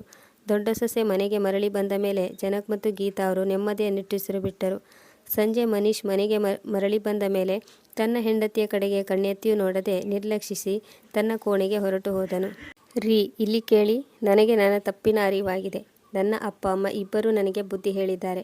ನಾನು ಇಂದು ನಿಮ್ಮಲ್ಲಿ ಪ್ರಮಾಣ ಮಾಡುತ್ತೇನೆ, ಇನ್ನು ಮುಂದೆ ಅತ್ತೆ ಮಾವನ ಸೇವೆಯಲ್ಲಿ ಯಾವುದೇ ಕೊರತೆ ಬಾರದಂತೆ ನೋಡಿಕೊಳ್ಳುತ್ತೇನೆ. ನನ್ನ ಅಪ್ಪ ಅಮ್ಮನಂತೆಯೇ ಅವರ ಸೇವೆ ಮಾಡುತ್ತೇನೆ. ಆಗ ಮನೀಶ್ ಹೇಳಿದನು, ಮೀನಾ, ಒಂದು ಚಿಕ್ಕ ಕಷ್ಟ ಬಂತೆಂದು ನೀನು ನಿನ್ನ ಬ್ಯಾಗನ್ನು ಎತ್ತಿಕೊಂಡು ತವರು ಮನೆಗೆ ಹೋಗಲು ನಮ್ಮ ಪ್ರೀತಿ ಅಷ್ಟೊಂದು ದುರ್ಬಲವಾಗಿತ್ತೇ? ಆಗ ಮೀನಾ ಅಳುತ್ತಾ ಹೇಳಿದಳು, ನಿಜ ಹೇಳಬೇಕೆಂದರೆ ನಿನ್ನೆ ನಾನು ಮನೆ ಬಿಟ್ಟು ಹೋಗಲು ಬಯಸಿರಲಿಲ್ಲ. ಮತ್ತು ಒಂದು ವೇಳೆ ನಾನು ಹೋಗುವಾಗ ಒಮ್ಮೆಯಾದರೂ ನೀವು ತಡೆದಿದ್ದರೆ ನಾನು ಎಂದಿಗೂ ಮನೆ ಬಿಟ್ಟು ಹೋಗುತ್ತಿರಲಿಲ್ಲ. ನಾನು ಇಲ್ಲೇ ಇರುತ್ತಿದ್ದೆ. ನಿಮ್ಮನ್ನು ಬಿಟ್ಟು ನಾನು ಏಕಾಂಗಿಯಾಗಿ ಜೀವನ ನಡೆಸುವುದು ನನ್ನಿಂದ ಊಹಿಸಲು ಕೂಡ ಸಾಧ್ಯವಿರಲಿಲ್ಲ. ಇನ್ನು ಮುಂದೆ ನಾನು ಎಂದಿಗೂ ಇಂಥ ತಪ್ಪು ಮಾಡುವುದಿಲ್ಲ ಎಂದು ನಿಮ್ಮಲ್ಲಿ ಪ್ರಮಾಣ ಮಾಡುತ್ತೇನೆ ಎಂದು ಮೀನಾ ಅಳುತ್ತಾ ಹೇಳಿದಾಗ ಮನೀಶ್ ಅವಳನ್ನು ತಬ್ಬಿಕೊಂಡನು, ಸಮಾಧಾನ ಮಾಡಿದನು. ಹೀಗೆ 2 ದಿನಗಳು ಕೂಡ ಕಳೆದಿರಲಿಲ್ಲ. ಅವರ ಮನೆ ಹೊರಗಡೆ ಒಂದು ಪೊಲೀಸ್ ಜೀಪ್ ಬಂದು ನಿಂತಿತ್ತು. ಪೊಲೀಸರು ತಮ್ಮ ಮನೆಯ ಮುಂದೆ ಬಂದು ನಿಂತಿರುವುದನ್ನು ನೋಡಿ ಜನಕ್ ಅವರು ಬಿಟ್ಟ ಕಣ್ಣು ಬಿಟ್ಟ ಹಾಗೆ ನೋಡತೊಡಗಿದರು. ಆಗ ಒಬ್ಬ ಪೊಲೀಸ್ ಹೇಳಿದನು, ನಿಮ್ಮ ಹೆಸರಿನ ಮೇಲೆ ಒಂದು ಕಂಪ್ಲೇಂಟ್ ದಾಖಲಾಗಿದೆ. ಏನು, ಪೊಲೀಸ್ ಕಂಪ್ಲೇಂಟಾ? ನಮ್ಮ ಮೇಲೆ? ನಮ್ಮಿಂದ ಅಂಥ ಯಾವ ತಪ್ಪಾಗಿದೆ? ಒಂದು, ನೀವು ನಿಮ್ಮ ಸೊಸೆಯಲ್ಲಿ ವರದಕ್ಷಿಣೆ ಕೇಳುತ್ತೀರಿ, ಮೇಲಾಗಿ ಅವಳಿಗೆ ಹೊಡೆಯುತ್ತೀರಿ. ಇದರಿಂದ ರೋಸಿ ಹೋಗಿ ಅವಳ ತಂದೆ ನಿಮ್ಮ ಮೇಲೆ ಕಂಪ್ಲೇಂಟ್ ನೀಡಿದ್ದಾರೆ. ಅವರು ಹಾಗೇಕೆ ನಮ್ಮ ಮೇಲೆ ವರದಕ್ಷಿಣೆ ಕಿರುಕುಳದ ಆರೋಪ ಮಾಡಿದರು? ನಾವಂತೂ ಎಂದಿಗೂ ವರದಕ್ಷಿಣೆಯ ಮಾತು ಕೂಡ ಎತ್ತಿರಲಿಲ್ಲ. ಆದರೆ ನಿಮ್ಮ ಸೊಸೆಯಂತೂ ತನ್ನ ಗಂಡ ಹಾಗೂ ಅತ್ತೆ ಮಾವನ ಮೇಲೆ ಹೊಡೆದು ಮನೆಯಿಂದ ಹೊರ ಹಾಕಿದ್ದಾರೆ ಎಂದು ಆರೋಪ ಮಾಡಿದ್ದಾಳೆ. ಇಲ್ಲ ಇನ್ಸ್ಪೆಕ್ಟರ್ ಸಾಹೇಬರೇ, ಇದು ಸತ್ಯಕ್ಕೆ ದೂರವಾದ ಮಾತು. ನಾವು ಅವಳ ಮೇಲೆ ಕೈ ಎತ್ತುವುದು ದೂರದ ಮಾತು. ಅವಳ ವಿರುದ್ಧ ಬೆರಳು ಕೂಡ ತೋರಿಸಿಲ್ಲ. ಗಂಡ ಹೆಂಡತಿ ಇಬ್ಬರ ಮಧ್ಯೆ ಪರಸ್ಪರ ಸಣ್ಣ ಪುಟ್ಟ ಜಗಳವಾಗಿತ್ತು. ಅದರಿಂದ ಸಿಟ್ಟಾಗಿ ಅವಳು ತನ್ನ ತವರು ಮನೆಗೆ ಹೊರಟು ಹೋಗಿದ್ದಳು. ನಾನಂತೂ ಅವಳನ್ನು ಕರೆದುಕೊಂಡು ಬರಲು ಕೂಡ ಹೋಗಿದ್ದೆ. ಅವರ ಮುಂದೆ ಕೈ ಮುಗಿದು ಕೇಳಿಕೊಂಡೆ. ಆದರೂ ಅವರು ತಮ್ಮ ಮಗಳನ್ನು ಕಳುಹಿಸಲು ಒಪ್ಪಲಿಲ್ಲ. ಆಗ ಇನ್ಸ್ಪೆಕ್ಟರ್ ಸಾಹೇಬರು ಹೇಳಿದರು, ನೀವು ಅವರೊಂದಿಗೆ ರಾಜಿ ಮಾಡಿಕೊಂಡರೆ ನಿಮಗೆ ಒಳ್ಳೆಯದು. ಒಂದು ವೇಳೆ ಈ ಕೇಸ್ ಕೋರ್ಟ್ ಮೆಟ್ಟಿಲು ಹತ್ತಿದರೆ ನಿಮ್ಮ ಇಡೀ ಪರಿವಾರ ತೊಂದರೆಗೆ ಸಿಲುಕಿಕೊಳ್ಳುತ್ತದೆ. ನಿಮ್ಮ ಬಳಿ 24 ಗಂಟೆ ಸಮಯ ಕಾಲಾವಕಾಶವಿದೆ. ಒಂದು, ನೀವು ರಾಜಿ ಮಾಡಿಕೊಂಡು ನಾಳೆ ನಮ್ಮ ಠಾಣೆಗೆ ಬಂದು ಹಾಜರಾಗಿ. ಇಲ್ಲವಾದಲ್ಲಿ ನಾವೇ ಇಲ್ಲಿಗೆ ಬಂದು ನಿಮ್ಮನ್ನು ಕರೆದುಕೊಂಡು ಹೋಗುತ್ತೇವೆ. ಇನ್ಸ್ಪೆಕ್ಟರ್ ಅವರ ಮಾತು ಕೇಳಿ ಜನಕ್ ಮತ್ತು ಗೀತಾ ಅವರ ಕರುಳು ಕಿತ್ತು ಬಂದಂತಾಯಿತು. ಸರಿ ಇನ್ಸ್ಪೆಕ್ಟರ್ ಸಾಹೇಬರೇ, ನಾನು ಅವರಲ್ಲಿ ಮಾತನಾಡುತ್ತೇನೆ. ಅವರಿಗೆ ಕೈ ಜೋಡಿಸಿ ಜನಕ್ ಅವರು ಹೇಳಿದರು. ಅವರು ಗಂಭೀರವಾಗಿ ಅಂಗಳದಲ್ಲಿದ್ದ ಮಂಚದ ಮೇಲೆ ಕುಳಿತುಕೊಂಡು ಯೋಚಿಸತೊಡಗಿದರು. ಸಂಜೆಯಾಗುತ್ತಿದ್ದಂತೆ ಅವರ ಇಬ್ಬರು ಗಂಡು ಮಕ್ಕಳು ಮನೆಗೆ ಮರಳಿ ಬಂದಾಗ ಜನಕ್ ಅವರು ಮಕ್ಕಳಿಗೆ ಎಲ್ಲ ವಿಷಯವನ್ನು ಹೇಳಿದರು.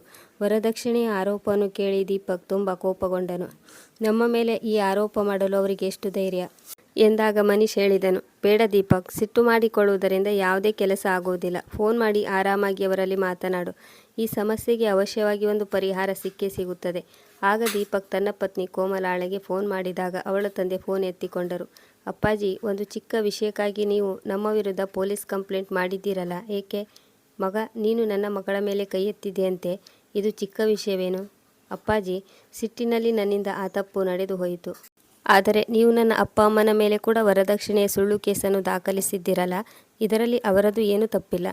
ನೋಡು ದೀಪಕ್, ನಾನು ನಿನ್ನಲ್ಲಿ ಮಾತನಾಡಲು ಬಯಸುವುದಿಲ್ಲ. ಕೋರ್ಟ್ನಲ್ಲಿ ಭೇಟಿಯಾಗೋಣ. ಆಗ ದೀಪಕ್ ಸಿಟ್ಟಿನಲ್ಲಿ ಹೇಳಿದನು, ಹಾಗಾದರೆ ಸರಿ, ಈ ವಿಷಯ ಕೋರ್ಟಿಗೆ ಹೋಗಲಿ. ಸುಳ್ಳು ಆರೋಪದ ಕೇಸನ್ನು ದಾಖಲಿಸಿ ಇದುವರೆಗೆ ಯಾರೂ ಕೂಡ ಕೇಸನ್ನು ಗೆಲ್ಲಲು ಸಾಧ್ಯವಿಲ್ಲ. ಇಷ್ಟು ಹೇಳಿ ದೀಪಕ್ ಫೋನ್ ಕಟ್ ಮಾಡಿದನು ಮತ್ತು ತನ್ನ ತಲೆಯನ್ನು ಹಿಡಿದುಕೊಂಡು ಕುಳಿತನು.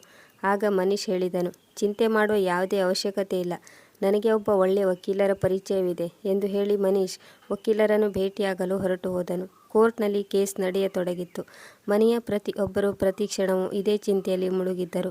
ಅಷ್ಟಕ್ಕೂ ಇದರ ಪರಿಣಾಮ ಏನಾಗಬಹುದು, ಯಾವ ಆದೇಶ ನೀಡಬಹುದು ಎಂಬ ಚಿಂತೆಯಲ್ಲಿದ್ದರು.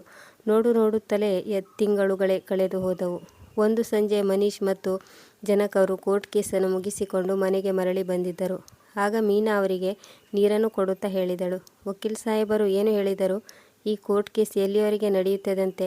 ಆಗ ಮನೀಶ್ ನಗುತ್ತಾ ಹೇಳಿದನು, ಭಗವಂತನು ನಮ್ಮ ಮೊರೆಯನ್ನು ಆಲಿಸಿದನು. ನಾವು ಕೇಸನ್ನು ಗೆದ್ದಿದ್ದೇವೆ. ಇದನ್ನು ಕೇಳಿ ಮನೆಯ ಎಲ್ಲರ ಮುಖದಲ್ಲಿ ಖುಷಿ ತುಂಬಿ ತುಳುಕುತ್ತಿತ್ತು. ನಂತರ ಗೀತಾ ಅವರು ಹೇಳಿದರು, ನಮ್ಮ ಜೊತೆ ಭಗವಂತ ಇದ್ದಾನೆ ಎಂದ ಮೇಲೆ ಎಂದಿಗೂ ನಮ್ಮ ಮನೆಯಲ್ಲಿ ಕತ್ತಲೆ ಆವರಿಸಲು ಸಾಧ್ಯವಿಲ್ಲ. ನಂತರ ದೀಪಕ್ ಹೇಳಿದನು, ಅಮ್ಮ, ಒಂದೇ ಖುಷಿಯಲ್ಲ, ಎರಡೆರಡು ಖುಷಿ ನಮ್ಮ ಮನೆಗೆ ಬಂದಿದೆ. ಅಮ್ಮ, ನನಗೆ ಸರ್ಕಾರಿ ನೌಕರಿ ಕೂಡ ಸಿಕ್ಕಿದೆ. ಇದನ್ನು ಕೇಳಿ ಅವನ ಅಪ್ಪ ಅಮ್ಮನ ಖುಷಿಗೆ ಪಾರವೇ ಇರಲಿಲ್ಲ. ಮನೆಯಲ್ಲಿ ಹಬ್ಬದ ವಾತಾವರಣ ನಿರ್ಮಾಣವಾಯಿತು. 2-3 ದಿನ ಕಳೆಯುತ್ತಿದ್ದಂತೆ ಗೀತಾ ಅವರು ತಮ್ಮ ಗಂಡನಲ್ಲಿ ಹೇಳಿದರು, ಈಗ ನಾವು ದೀಪಕ್ನಿಗೆ ಒಂದು ಒಳ್ಳೆಯ ಹುಡುಗಿಯನ್ನು ನೋಡಿ ಮದುವೆ ಮಾಡಬೇಕು. ಇದನ್ನು ಕೇಳಿ ಜನಕ್ ಅವರು ಅಚ್ಚರಿಗೊಂಡು ಹೇಳಿದರು, ಏನು ಗೀತಾ, ನೀನು ಇದೆಂತ ಮಾತನಾಡುತ್ತಿದ್ದೀಯಾ? ನೋಡ್ರಿ, ಅವರಂತೂ ವಿಚ್ಛೇದನದ ಪೇಪರ್ ಕೂಡ ಕಳುಹಿಸಿದ್ದಾರೆ. ವಿಚ್ಛೇದನ ಕೊಡಲೇಬೇಕೆಂದು ತೀರ್ಮಾನಿಸಿಕೊಂಡ ಮೇಲೆ ಏಕೆ ಸಂಬಂಧವನ್ನು ಹುಡುಕಬಾರದು? ಹಾಗಾದರೆ ಸರಿ. ಆದರೆ ಯಾವುದೇ ನಿರ್ಧಾರವನ್ನು ತೆಗೆದುಕೊಳ್ಳುವುದಕ್ಕಿಂತ ಮೊದಲು ದೀಪಕ್ನಲ್ಲಿ ಒಂದು ಮಾತು ಕೇಳಿ ನಿರ್ಧಾರ ತೆಗೆದುಕೋ. ಅತ್ತ ಕಡೆ ಕೇಸನ್ನು ಸೋತ ಮೇಲೆ ಕೋಮಲಾಳ ತವರು ಮನೆಯಲ್ಲಿ ದುಃಖದ ಛಾಯೆ ಮೂಡಿತು. ಈ ಮಧ್ಯದಲ್ಲಿ ಕೋಮಲಾಳ ಅಣ್ಣನ ಮದುವೆಯೂ ಕೂಡ ಆಯಿತು. ಈಗ ಕೋಮಲ್ ತನ್ನ ಅತ್ತಿಗೆ ಕೆಂಗಣ್ಣಿಗೂ ಕೂಡ ಗುರಿಯಾಗತೊಡಗಿದಳು. ಚಿಂತೆಯಲ್ಲಿ ಮುಳುಗಿದ್ದ ಕೋಮಲಾಳ ತಂದೆ ತಮ್ಮ ಪತ್ನಿಯಲ್ಲಿ ಹೇಳಿದರು, ನೋಡಿ ಶ್ರೀಮತಿಯವರೇ, ಈ ವಕೀಲರ ಸಹವಾಸದಲ್ಲಿ ನಮಗೆ ತುಂಬ ನಷ್ಟವಾಗಿದೆ. ಅತ್ತ ಕಡೆ ಕೋಮಲಾಳ ಗಂಡನ ಮನೆಯಲ್ಲಿ ಅವರ ಭಾಗ್ಯದ ಬಾಗಿಲು ತೆರೆದಿದೆ. ಈಗಂತೂ ದೀಪಕ್ನಿಗೆ ಸರ್ಕಾರಿ ನೌಕರಿ ಕೂಡ ಸಿಕ್ಕಿದೆ. ಇದನ್ನು ಕೇಳಿ ಕೋಮಲಾಳ ಅಮ್ಮನು ದಂಗಾದಳು. ಸರ್ಕಾರಿ ನೌಕರಿಯೇ? ನಾವು ಅವನಿಗೆ ಜೈಲು ಕಂಬಿ ಎಣಿಸುವಂತೆ ಮಾಡಬೇಕೆಂದು ಯೋಚಿಸಿದ್ದೆವು. ಆದರೆ ಇದೆಲ್ಲವೂ ನಮಗೆ ತಿರುಗು ಬಾಣವಾಗಿ ಪರಿಣಮಿಸಿತು. ಆಗ ಕೋಮಲ್ ಅವರ ಬಳಿ ಬಂದು ಕುಳಿತುಕೊಂಡಳು. ಆಗ ಅವಳ ಅಮ್ಮ ಹೇಳಿದಳು, ಏನು ನಡೆಯಬೇಕಿತ್ತೋ ಅದು ನಡೆದು ಹೋಯಿತು. ನೀವು ಕೋಮಲಾಳಿಗಾಗಿ ಬೇರೆ ಎಲ್ಲಾದರೂ ಸಂಬಂಧವನ್ನು ಹುಡುಕಿ ಸಮಯ ಇರುವಾಗಲೇ ಒಬ್ಬ ಒಳ್ಳೆಯ ಹುಡುಕನನ್ನು ನೋಡಿ ಇವಳಿಗೆ ಮದುವೆ ಮಾಡಿಬಿಡೋಣ. ಆಗ ಕೋಮಲ್ ಹೇಳಿದಳು, ಅಮ್ಮ, ಇದೇನು ಮಾತನಾಡುತ್ತಿದ್ದೀಯಾ? ಇಷ್ಟು ಬೇಗ ಸಂಬಂಧವನ್ನು ಹುಡುಕುವ ಅವಶ್ಯಕತೆಯಾದರೂ ಏನಿದೆ? ಒಂದು ವೇಳೆ ಅವರು ಕೂಡ ಹೀಗೆ ಮಾಡಿದರೆ ನಾನು ಮತ್ತೊಮ್ಮೆ ಮದುವೆ ಮಾಡಿಕೊಳ್ಳುವುದಿಲ್ಲ. ಆಗ ಅವಳ ತಂದೆ ಹೇಳಿದರು, ಮಗಳೇ, ನೀನೇ ನಿನ್ನ ಕೈಯಾರೆ ವಿಚ್ಛೇದನ ಪೇಪರ್ಗೆ ಸಹಿ ಮಾಡಿದ್ದೀಯಾ? ಇನ್ನು ಎಷ್ಟು ದಿನ ಅಂತ ನಿನ್ನನ್ನು ಮನೆಯಲ್ಲಿ ಇರಿಸಿಕೊಳ್ಳಬೇಕು? ನೀನು ಮದುವೆಯಂತೂ ಮಾಡಿಕೊಳ್ಳಲೇಬೇಕು. ಇಲ್ಲದೆ ಹೋದರೆ ಅಕ್ಕಪಕ್ಕದ ಮನೆಯವರು ಮತ್ತು ಸಂಬಂಧಿಕರು ತರತರಹದ ಮಾತನಾಡಲು ಶುರು ಮಾಡುತ್ತಾರೆ. ಒಬ್ಬೊಬ್ಬರು ಒಂದೊಂದು ರೀತಿಯಲ್ಲಿ ಮಾತನಾಡುತ್ತಾರೆ. ಆಗ ಕೋಮಲ ಸಿಟ್ಟಿನಿಂದ ಹೇಳಿದಳು, ಹೌದಾ ಅಪ್ಪಾಜಿ, ಈಗ ನಿಮಗೆ ಸಂಬಂಧಿಕರ ನೆನಪಾಗುತ್ತಿದೆಯೇನು? ನಾನು ಗಂಡನ ಮನೆಯನ್ನು ಬಿಟ್ಟು ಇಲ್ಲಿಗೆ ಬಂದಾಗ ಆಗ ನೀವು ಏನು ಹೇಳಿದ್ರಿ? ಮಗಳೇ, ಇದೇ ನಿನ್ನ ಮನೆ, ನೀನು ಆರಾಮಾಗಿರು, ನೀನು ಯಾವುದೇ ಚಿಂತೆ ಮಾಡುವ ಅವಶ್ಯಕತೆ ಇಲ್ಲ ಎಂದಲ್ಲವೇ? ಆಗ ಹಾಗೆ ಹೇಳಿದವರು ಈಗ ಏನಾಯಿತು? ಅದಲ್ಲ ಮಗಳೇ, ಈ ಮನೆ ನಿನ್ನ ಮನೆ ಅಲ್ಲ ಎಂದು ನಾವು ಯಾವಾಗ ಹೇಳಿದೆವು? ನಾವು ಆ ಅರ್ಥದಲ್ಲಿ ಹೇಳಿಲ್ಲ. ನಮ್ಮನ್ನು ಕೂಡ ಅರ್ಥ ಮಾಡಿಕೊಳ್ಳಲು ಪ್ರಯತ್ನಿಸು. ಆಗ ಅವಳ ಅಮ್ಮನು ಕೂಡ ಕೋಮಲಾಳಿಗೆ ಬುದ್ಧಿ ಹೇಳತೊಡಗಿದಾಗ ಕೋಮಲ ಹೇಳಿದಳು, ಅಮ್ಮ, ನನಗೆ ಎಲ್ಲವೂ ಅರ್ಥವಾಗುತ್ತದೆ. ನಿಮ್ಮ ಸೊಸೆ ಬಂದ ಮೇಲೆ ನಾನು ನಿಮಗೆ ಈಗ ಭಾರವಾಗಿದ್ದೇನೆ. ಆಗ ಅವಳ ಅಮ್ಮ ಹೇಳಿದಳು, ನಮ್ಮ ಮಾತಿನ ಅರ್ಥ ಹಾಗಲ್ಲ ಮಗಳೇ, ಆದರೆ ನೀನು ಮದುವೆ ಮಾಡಿಕೊಳ್ಳಲೇಬೇಕು. ಇದನ್ನು ಬಿಟ್ಟರೆ ಬೇರೆ ಯಾವುದೇ ದಾರಿ ಇಲ್ಲ. ಆಗ ಕೋಮಲ್ ತಲೆ ತಗ್ಗಿಸಿಕೊಂಡು ಚಡಪಡಿಸುತ್ತಾ ಹೇಳಿದಳು, ಅಮ್ಮ, ಒಂದು ದಾರಿ ಇದೆ. ನೀವೇ ಹೋಗಿ ನನ್ನ ಗಂಡನ ಮನೆಯವರಲ್ಲಿ ಮಾತನಾಡಿ ಮತ್ತು ಅವರಲ್ಲಿ ಕ್ಷಮೆ ಕೇಳಿ. ಮಗಳ ಈ ಮಾತನ್ನು ಕೇಳಿ ಕೋಮಲಳ ತಂದೆ ಸಿಟ್ಟಿನಿಂದ ಕೂಗಾಡುತ್ತಾ ಹೇಳಿದರು, ಹೌದಾ? ಅವರು ನಿನ್ನನ್ನು ಕರೆದುಕೊಂಡು ಹೋಗಲು ಇಲ್ಲಿಗೆ ಬಂದಾಗ ನೀನು ಹೋಗಲು ನಿರಾಕರಿಸಿದೆ. ನಿನ್ನ ಮಾವನಂತೂ ನಮ್ಮ ಮುಂದೆ ಕೈಜೋಡಿಸಿ ಬೇಡಿಕೊಂಡರು. ಆದರೆ ನಾವು ಕೂಡ ನಿನ್ನ ಮಾತಿಗೆ ಕಟ್ಟುಬಿದ್ದು ಅವರಿಗೆ ಎಷ್ಟೊಂದು ಬೈದೆವೆಂದರೆ ಅವರಿಗೆ ಅಪಮಾನ ಮಾಡಿ ಮನೆಯಿಂದ ಹೊರಹಾಕಿದೆವು. ಇಷ್ಟೆಲ್ಲ ಆದ ಮೇಲೆ ನಾನು ಹೇಗೆ ಹೋಗಿ ಅವರಲ್ಲಿ ಕ್ಷಮೆ ಕೇಳಲಿ? ಅಪ್ಪಾಜಿ, ಏನು ತಪ್ಪಾಗಿದೆಯೋ ಅದು ನಡೆದು ಹೋಗಿದೆ. ಆದರೆ ನೀವು ನಿಮ್ಮ ಮಗಳಿಗಾಗಿ ಅಲ್ಲಿಗೆ ಹೋಗಿ ಕ್ಷಮೆ ಕೇಳಬಹುದಲ್ಲವೇ? ಆಗ ಕೋಮಲಾಳ ಅಮ್ಮ ಹೇಳಿದರು, ನಿನ್ನ ಮಾತು ಸರಿಯಾಗಿದೆ. ನಾವು ಅವರ ಮುಂದೆ ತಲೆಬಾಗಿ ಕ್ಷಮೆ ಕೇಳುವುದರಿಂದ ನಮ್ಮ ಮಗಳ ಸಂಸಾರ ಸರಿ ಹೋಗುತ್ತದೆ ಎಂದಾದರೆ ಇದಕ್ಕಿಂತ ಒಳ್ಳೆಯ ವಿಚಾರ ಏನಿದೆ? ಹೇಗಿದ್ದರೂ ಅದೊಂದು ದೊಡ್ಡ ವಿಷಯವೇ ಆಗಿರಲಿಲ್ಲ. ಒಬ್ಬಳು ಸೊಸೆಯಾಗಿ ಅತ್ತೆ ಮಾವನ ಸೇವೆ ಮಾಡಬೇಕು ಎಂದು ದೀಪಕ್ ಇಷ್ಟೇ ಹೇಳಿದ್ದನಲ್ಲವೇ? ಆಗ ಕೋಮಲ್ ಹೇಳಿದಳು, ಹೌದಪ್ಪ, ನಾನು ಅಲ್ಲಿಗೆ ಹೋಗಿ ಚೆನ್ನಾಗಿ ಅತ್ತೆ ಮಾವನ ಸೇವೆ ಮಾಡುತ್ತೇನೆ. ಎಂದಿಗೂ ನನ್ನ ವಿರುದ್ಧ ನಿಮ್ಮ ಬಳಿ ಕಂಪ್ಲೇಂಟ್ ಬರದಂತೆ ನೋಡಿಕೊಳ್ಳುತ್ತೇನೆ ಎಂದಾಗ ಕೋಮಲಾಳ ತಂದೆ ಹೇಳಿದರು, ನಮ್ಮ ಮಗಳಂತೂ ಬುದ್ಧಿ ಇಲ್ಲದೆ ಚಿಕ್ಕ ಮಕ್ಕಳ ಹಾಗೆ ನಡೆದುಕೊಂಡಳು. ನಾವು ಕೂಡ ಮೂರ್ಖರ ಹಾಗೆ ಅವಳಂತೆ ನಡೆದುಕೊಂಡೆವು. ಇವಳ ಮಾವ ಕರೆದುಕೊಂಡು ಹೋಗಲು ಇಲ್ಲಿಗೆ ಬಂದಾಗ ಆಗಲೇ ಇವಳನ್ನು ಗಂಡನ ಮನೆಗೆ ಕಳಿಸಿದ್ದರೆ ಇಂಥ ದಿನಗಳನ್ನು ನೋಡುವ ಪ್ರಮೇಯವೇ ಬರುತ್ತಿರಲಿಲ್ಲ. ವಿಷಯ ಇಷ್ಟೊಂದು ಮುಂದುವರಿಯುತ್ತಿರಲಿಲ್ಲ. ಮಾರನೇ ದಿನವೇ ಕೋಮಲ್ ಹಾಗೂ ಅವಳ ತಂದೆ ಜನಕ್ ಅವರ ಮನೆಗೆ ಬಂದು ತಲುಪಿದರು. ಕೋಮಲ್ ಅಳುತ್ತಾ ತನ್ನ ಅತ್ತೆ ಮಾವನ ಕಾಲಿಗೆ ಬಿದ್ದು ಕ್ಷಮೆ ಕೇಳತೊಡಗಿದಳು. ಆಗ ಜನಕ್ ಅವರು ಹೇಳಿದರು, ಮಗಳೇ, ಇದರಲ್ಲಿ ನಿನ್ನ ತಪ್ಪೇನಿದೆ? ತಪ್ಪೆಲ್ಲವೂ ನಮ್ಮದಾಗಿತ್ತು. ನಾವು ಪ್ರತಿದಿನ ನಿನಗೆ ಹೊಡೆದು ಬಡಿದು ಮಾಡುತ್ತಿದ್ದೇವಲ್ಲವೇ? ನಿನ್ನಲ್ಲಿ ವರದಕ್ಷಿಣೆಯನ್ನು ಕೂಡ ಕೇಳುತ್ತಿದ್ದೆವು. ಮತ್ತೆ ಮೇಲಾಗಿ ನಿನ್ನನ್ನು ಮನೆಯಿಂದ ಕೂಡ ಹೊರಹಾಕಿದ್ದೆವು ಅಲ್ಲವೇ? ಅಣ್ಣಾವ್ರೆ, ನೀವು ಇದನ್ನೇ ಪೊಲೀಸರಿಗೆ ಹೇಳಿದ್ದಿರಲ್ಲವೇ? ಆಗ ಕೋಮಲಾಳ ತಂದೆ ಹೇಳಿದರು, ಇಲ್ಲ ಬೀಗರೆ, ಈ ರೀತಿಯ ಮಾತುಗಳನ್ನು ಹೇಳಿ ನಮ್ಮನ್ನು ಇನ್ನೂ ನಾಚಿಕೆಗೀಡಾಗುವಂತೆ ಮಾಡಬೇಡಿ. ತಪ್ಪಂತೂ ನಮ್ಮಿಂದಾಗಿದೆ, ಬಹುದೊಡ್ಡ ತಪ್ಪಾಗಿದೆ ಎಂದಾಗ ಗೀತಾ ಅವರು ಕೈ ಜೋಡಿಸಿ ಹೇಳಿದರು, ನೋಡಿ ಅಣ್ಣಾವ್ರೆ, ಮೊದಲೇ ನಾವು ನಿಮ್ಮಿಂದಾಗಿ ತುಂಬ ತೊಂದರೆಯಲ್ಲಿ ಸಿಲುಕಿಕೊಂಡೆವು. ಎಷ್ಟೋ ರಾತ್ರಿಯನ್ನು ನಾವು ನಿದ್ದೆ ಇಲ್ಲದೆ ಕಳೆದಿದ್ದೇವೆ. ಪೊಲೀಸ್ ಕೇಸ್ನ ಕಾರಣದಿಂದಾಗಿ ನಮ್ಮ ಮಾನ ಬೀದಿಯಲ್ಲಿ ಹರಾಜಾಗಿದ್ದು ಬೇರೆ. ಇದನ್ನು ಬಿಟ್ಟು ಇನ್ನು ಏನೇನೆಲ್ಲ ನಿಮ್ಮಿಂದ ನಾವು ಕೇಳಿಸಿಕೊಳ್ಳಬೇಕಾಯಿತು? ಈಗ ನನ್ನ ಮಗನಿಗೆ ಸರ್ಕಾರಿ ಕೆಲಸ ಸಿಕ್ಕಿದೆ ಎಂದು ನಮ್ಮ ಬಳಿ ಕ್ಷಮೆ ಕೇಳಲು ಬಂದಿದ್ದೀರೇನು? ಹೀಗೆ ಇದೆಲ್ಲ ಮಾತುಕತೆ ನಡೆಯುತ್ತಿದ್ದಾಗ ಅದೇ ಸಮಯದಲ್ಲಿ ದೀಪಕ್ ಮನೆಯೊಳಕ್ಕೆ ಬಂದನು ಮತ್ತು ತನ್ನ ಮುಂದೆ ಕೋಮಲಳನ್ನು ನೋಡಿ ತನ್ನ ಸ್ಥೀಮಿತವನ್ನು ಕಳೆದುಕೊಂಡನು. ನಮಗೆ ಇಷ್ಟೆಲ್ಲ ಅನ್ಯಾಯ ಮಾಡಿದ ಮೇಲೂ ಇಲ್ಲಿಗೆ ಬರಲು ನಿನಗೆಷ್ಟು ಧೈರ್ಯ? ದೀಪಕ್ ಏರು ಧ್ವನಿಯಲ್ಲಿ ಹೇಳಿದನು. ಇದನ್ನು ಕೇಳಿ ಕೋಮಲ ತಂದೆ ಕೈ ಜೋಡಿಸಿ ಹೇಳಿದರು, ಮಗ, ನನಗೆ ಚೆನ್ನಾಗಿ ಗೊತ್ತಿದೆ, ನೀನು ಇಷ್ಟೊಂದು ಸಿಟ್ಟು ಮಾಡಿಕೊಳ್ಳುವುದು ಸಹಜ. ಸಾಧ್ಯವಾದರೆ ನಮ್ಮನ್ನೆಲ್ಲ ಕ್ಷಮಿಸಿಬಿಡು. ಆಗ ಜನಕ್ ಅವರು ಹೇಳಿದರು, ನೋಡಿ ಅಣ್ಣಾವ್ರೆ, ನಿಮ್ಮ ಮಗಳು ಏನು ಮಾಡಿದರೂ ಅವಳು ಚಿಕ್ಕ ಮಕ್ಕಳಂತೆ ಬುದ್ಧಿ ಇಲ್ಲದೆ ಮಾಡಿದಳು ಎಂದಿಟ್ಟುಕೊಳ್ಳೋಣ. ಆದರೆ ನೀವು ಕೂಡ ಅವಳು ಹೇಳಿದ ಹಾಗೆ ಅವಳ ಜೊತೆ ನಿಂತು ಅವಳ ಸುಂದರ ಸಂಸಾರವನ್ನು ಹಾಳು ಮಾಡಿದ್ದೀರಲ್ಲ. ಮಕ್ಕಳು ತಪ್ಪು ಮಾಡಿದರೆ ತಂದೆ ತಾಯಿಯವರನ್ನು ತಿದ್ದಿ ಬುದ್ಧಿ ಹೇಳಬೇಕು. ಅವರಿಗೆ ಜೊತೆಯಾಗಿ ನಿಂತು ಇನ್ನೂ ದೊಡ್ಡ ತಪ್ಪು ಮಾಡಲು ಪ್ರೇರೇಪಿಸಬಾರದು. ಸದ್ಯಕ್ಕಂತೂ ನಮ್ಮ ನಿಮ್ಮ ಸಂಬಂಧಕ್ಕೆ ಎಷ್ಟೊಂದು ಆಳವಾದ ಗಾಯವಾಗಿದೆ ಎಂದರೆ ಅದನ್ನು ಗುಣಪಡಿಸುವುದು ಕಷ್ಟ ಸಾಧ್ಯವಾಗಿದೆ. ಹೇಗಿದ್ದರೂ ನಾವು ದೀಪಕ್ನ ಸಂಬಂಧವನ್ನು ಮತ್ತೊಂದು ಕಡೆ ನಿಶ್ಚಯ ಮಾಡಿದ್ದೇವೆ. ಆದ್ದರಿಂದ ನೀವು ನಮ್ಮನ್ನು ಕ್ಷಮಿಸಿ ಮತ್ತು ಇಲ್ಲಿಂದ ಈಗಲೇ ಹೊರಟು ಹೋದರೆ ಒಳ್ಳೆಯದು. ಅದಕ್ಕೆ ಕೋಮಲ್ ಮತ್ತೊಮ್ಮೆ ಅವರ ಕಾಲಿಗೆ ಬಿದ್ದು ಹೇಳಿದಳು, ಅತ್ತೆ ಮಾವ, ನನಗೆ ಒಂದು ಅವಕಾಶ ಕೊಡಿ. ಕೊನೆಯ ಬಾರಿ ನೀವು ನನ್ನನ್ನು ಒಮ್ಮೆ ಕ್ಷಮಿಸಿಬಿಡಿ. ನನಗೆ ಒಂದೇ ಒಂದು ಅವಕಾಶ ನೀಡಿ. ನಾನು ಎಂದಿಗೂ ನೀವು ನನ್ನ ಮೇಲೆ ಕಂಪ್ಲೇಂಟ್ ಮಾಡುವ ಅವಕಾಶವನ್ನು ನೀಡುವುದಿಲ್ಲ. ಆಗ ದೀಪಕ್ ಹೇಳಿದನು, ವಿಚ್ಛೇದನದ ಪೇಪರನ್ನು ನೀನೇ ಕಳಿಸಿದ್ದೀಯಲ್ಲವೇ? ಅಂದ ಮೇಲೆ ಮತ್ತೆ ಇನ್ನೇನು ತೆಗೆದುಕೊಂಡು ಹೋಗಲು ಇಲ್ಲಿಗೆ ಬಂದಿದ್ದೀಯಾ? ಈಗಿಂದೀಗಲೇ ಇಲ್ಲಿಂದ ಹೊರಟು ಹೋಗು. ಇದನ್ನು ಕೇಳಿ ಕೋಮಲಾಳ ತಂದೆ ಕೈ ಜೋಡಿಸಿ ಹೇಳಿದರು. ಸರಿ ಮಗನೇ, ನಾವು ತಪ್ಪು ಮಾಡಿದ್ದೇವೆ ಎಂದರೆ ನಾವೇ ಅದನ್ನು ಅನುಭವಿಸಬೇಕು. ನಾವಿನ್ನು ಹೊರಡುತ್ತೇವೆ ಎಂದು ಹೇಳಿ ತಿರುಗಿ ಹೋಗಲು ಅವರು ಹೊರಡುತ್ತಿದ್ದಂತೆ, ಬೀಗರೇ ನಿಂತುಕೊಳ್ಳಿ ಎನ್ನುತ್ತಾ ಗೀತಾ ಅವರ ಕಡೆಗೆ ನೋಡುತ್ತಾ ಹೇಳಿದರು. ಗೀತಾ, ದೀಪಕ್ನ ಸಂಬಂಧಕ್ಕಾಗಿ ನಾವು ಈಗಷ್ಟೇ ಹಾಂ ಎಂದು ಹೇಳಿದ್ದೇವೆ. ಒಂದು ವೇಳೆ ನಾವು ಅವರಿಗೆ ಬೇಡವೆಂದು ಹೇಳಿದರೆ ಹೆಚ್ಚೆಂದರೆ ನಮ್ಮ ಹೆಸರು ಹಾಳಾಗಬಹುದು. ಆದರೆ ಸೊಸೆಯ ತಪ್ಪಿಗಾಗಿ ನಾವು ಅವಳನ್ನು ಕ್ಷಮಿಸದೆ ಇಂದು ನಾವು ಇವರಿಬ್ಬರನ್ನು ದೂರ ಮಾಡಿ ಅವರ ಸಂಬಂಧವನ್ನು ಕೊನೆಗಾಣಿಸಿದರೆ ನಾವು ದೊಡ್ಡ ಪಾಪ ಮಾಡಿದಂತಾಗುವುದು. ನೀವು ಹೇಳುವುದು ಸರಿಯಾಗಿದೆ. ಆದರೆ ದೀಪಕ್ ಈ ರಾಜಿಗೆ ಒಪ್ಪಿಕೊಳ್ಳುತ್ತಾನೆಯೇ? ಈಗ ಎಲ್ಲರ ದೃಷ್ಟಿಯು ದೀಪಕ್ನ ಮೇಲೆ ನೆಟ್ಟಿತ್ತು. ಏಕೆಂದರೆ ದೀಪಕ್ನು ಶಾಂತನಾಗಿದ್ದನು. ಸ್ವಲ್ಪ ಹೊತ್ತಿನ ಅವನ ಮೌನದಿಂದಾಗಿ ಎಲ್ಲರೂ ಸ್ತಬ್ಧರಾಗಿದ್ದರು. ಅವನು ಒಮ್ಮೆ ಕೋಮಲಾಳ ಕಡೆಗೆ ದೃಷ್ಟಿಯನ್ನು ಬೀರಿ ಹೇಳಿದನು. ಸತ್ಯ ಹೇಳಬೇಕೆಂದರೆ ನಾನು ಎಂದಿಗೂ ನಿನ್ನಿಂದ ಬೇರೆಯಾಗಲು ಬಯಸಲಿಲ್ಲ. ಆದರೆ ನನ್ನ ಅಪ್ಪ ಅಮ್ಮನ ಜೊತೆಗೆ ನೀನು ಮಾಡಿದ ಕೃತ್ಯದಿಂದ ನನ್ನಿಂದ ಸಹಿಸಿಕೊಳ್ಳಲು ಸಾಧ್ಯವಾಗಲಿಲ್ಲ. ಆದರೆ ನಿನಗೆ ನಿನ್ನ ತಪ್ಪಿನ ಅರಿವಾಗಿದೆ ಎಂದು ನನಗೆ ತುಂಬ ಖುಷಿಯಾಗಿದೆ. ಒಮ್ಮೆ ನನ್ನಿಂದ ಕೂಡ ತಪ್ಪು ನಡೆದು ಹೋಗಿತ್ತು. ನಾನು ನಿನ್ನ ಮೇಲೆ ಕೈ ಮಾಡಿದೆ. ಆದರೆ ಕೋಮಲ್, ಈಗ ನೀನು ನನ್ನ ಜೀವನಕ್ಕೆ ಮರಳಿ ಬಾ. ನನಗೆ ನಿನ್ನ ಅವಶ್ಯಕತೆ ಇದೆ. ದೀಪಕ್ ಇಷ್ಟು ಹೇಳುತ್ತಿದ್ದಂತೆ ಇಡೀ ಮನೆಯಲ್ಲಿ ಸಂತೋಷದ ವಾತಾವರಣ ಏರ್ಪಟ್ಟಿತ್ತು. ಪೂರ್ವದಲ್ಲಿ ನಡೆದ ತಪ್ಪನ್ನು ಎರಡೂ ಪರಿವಾರಗಳು ಕಾಲ ಮಿಂಚುವ ಮೊದಲೇ ಪರಿಹರಿಸಿಕೊಂಡಿದ್ದರು. ಗೆಳೆಯರೇ, ಒಂದು ಕಡೆ ಮೀನಾಳ ತವರು ಮನೆಯವರು ಇದ್ದರು. ಅವರು ತಮ್ಮ ಮಗಳ ತಪ್ಪನ್ನು ಅವಳಿಗೆ ತಿಳಿ ಹೇಳಿ ಅದೇ ಸಮಯದಲ್ಲಿ ಸರಿಯಾದ ಹೆಜ್ಜೆಯನ್ನು ಇಟ್ಟರು. ಮತ್ತೊಂದು ಕಡೆ ಕೋಮಲಾಳ ತವರು ಮನೆಯವರು ಅವಳಿಗೆ ಬುದ್ಧಿ ಹೇಳುವುದರ ಬದಲು ಸೇಡು ತೀರಿಸಿಕೊಳ್ಳಲು ಹೋಗಿ ಅವಳ ಗಂಡನ ಮನೆಯವರ ಮೇಲೆ ಸುಳ್ಳು ಆರೋಪದ ಕೇಸ್ ದಾಖಲಿಸಿ ತಮ್ಮ ಮಗಳ ಜೀವನವನ್ನು ಹಾಳು ಮಾಡಲು ಹೊರಟಿದ್ದರು. ಈ ಕಥೆಯಿಂದ ನಾವು ಕಲಿಯುವುದೇನೆಂದರೆ, ಹಿಂದೆ ಮುಂದೆ ಯೋಚಿಸದೆ ಒಂದು ಚಿಕ್ಕ ವಿಷಯಕ್ಕಾಗಿ ನಮ್ಮ ಇಡೀ ಜೀವನ ಕೊರಗುವಂಥ ಯಾವುದೇ ನಿರ್ಧಾರವನ್ನು ತೆಗೆದುಕೊಳ್ಳಬಾರದು. ವೀಕ್ಷಕರೇ, ನಿಮಗೆ ಈ ಕತೆ ಹೇಗೆನಿಸಿತು? ಲೈಕ್ ಹಾಗೂ ಕಮೆಂಟ್ ಮಾಡುವುದರ ಮೂಲಕ ಅವಶ್ಯವಾಗಿ ನಮಗೆ ತಿಳಿಸಿ. ಮತ್ತು ಕಾದಂಬರಿ ಯೂಟ್ಯೂಬ್ ಚಾನಲನ್ನು ಸಬ್ಸ್ಕ್ರೈಬ್ ಮಾಡುವುದನ್ನು ಮರೆಯಬೇಡಿ. ಮತ್ತೊಂದು ಹೊಸ ಕಥೆಯೊಂದಿಗೆ ಭೇಟಿಯಾಗೋಣ. ಕತೆ ಕೇಳಿದ್ದಕ್ಕಾಗಿ ಧನ್ಯವಾದಗಳು.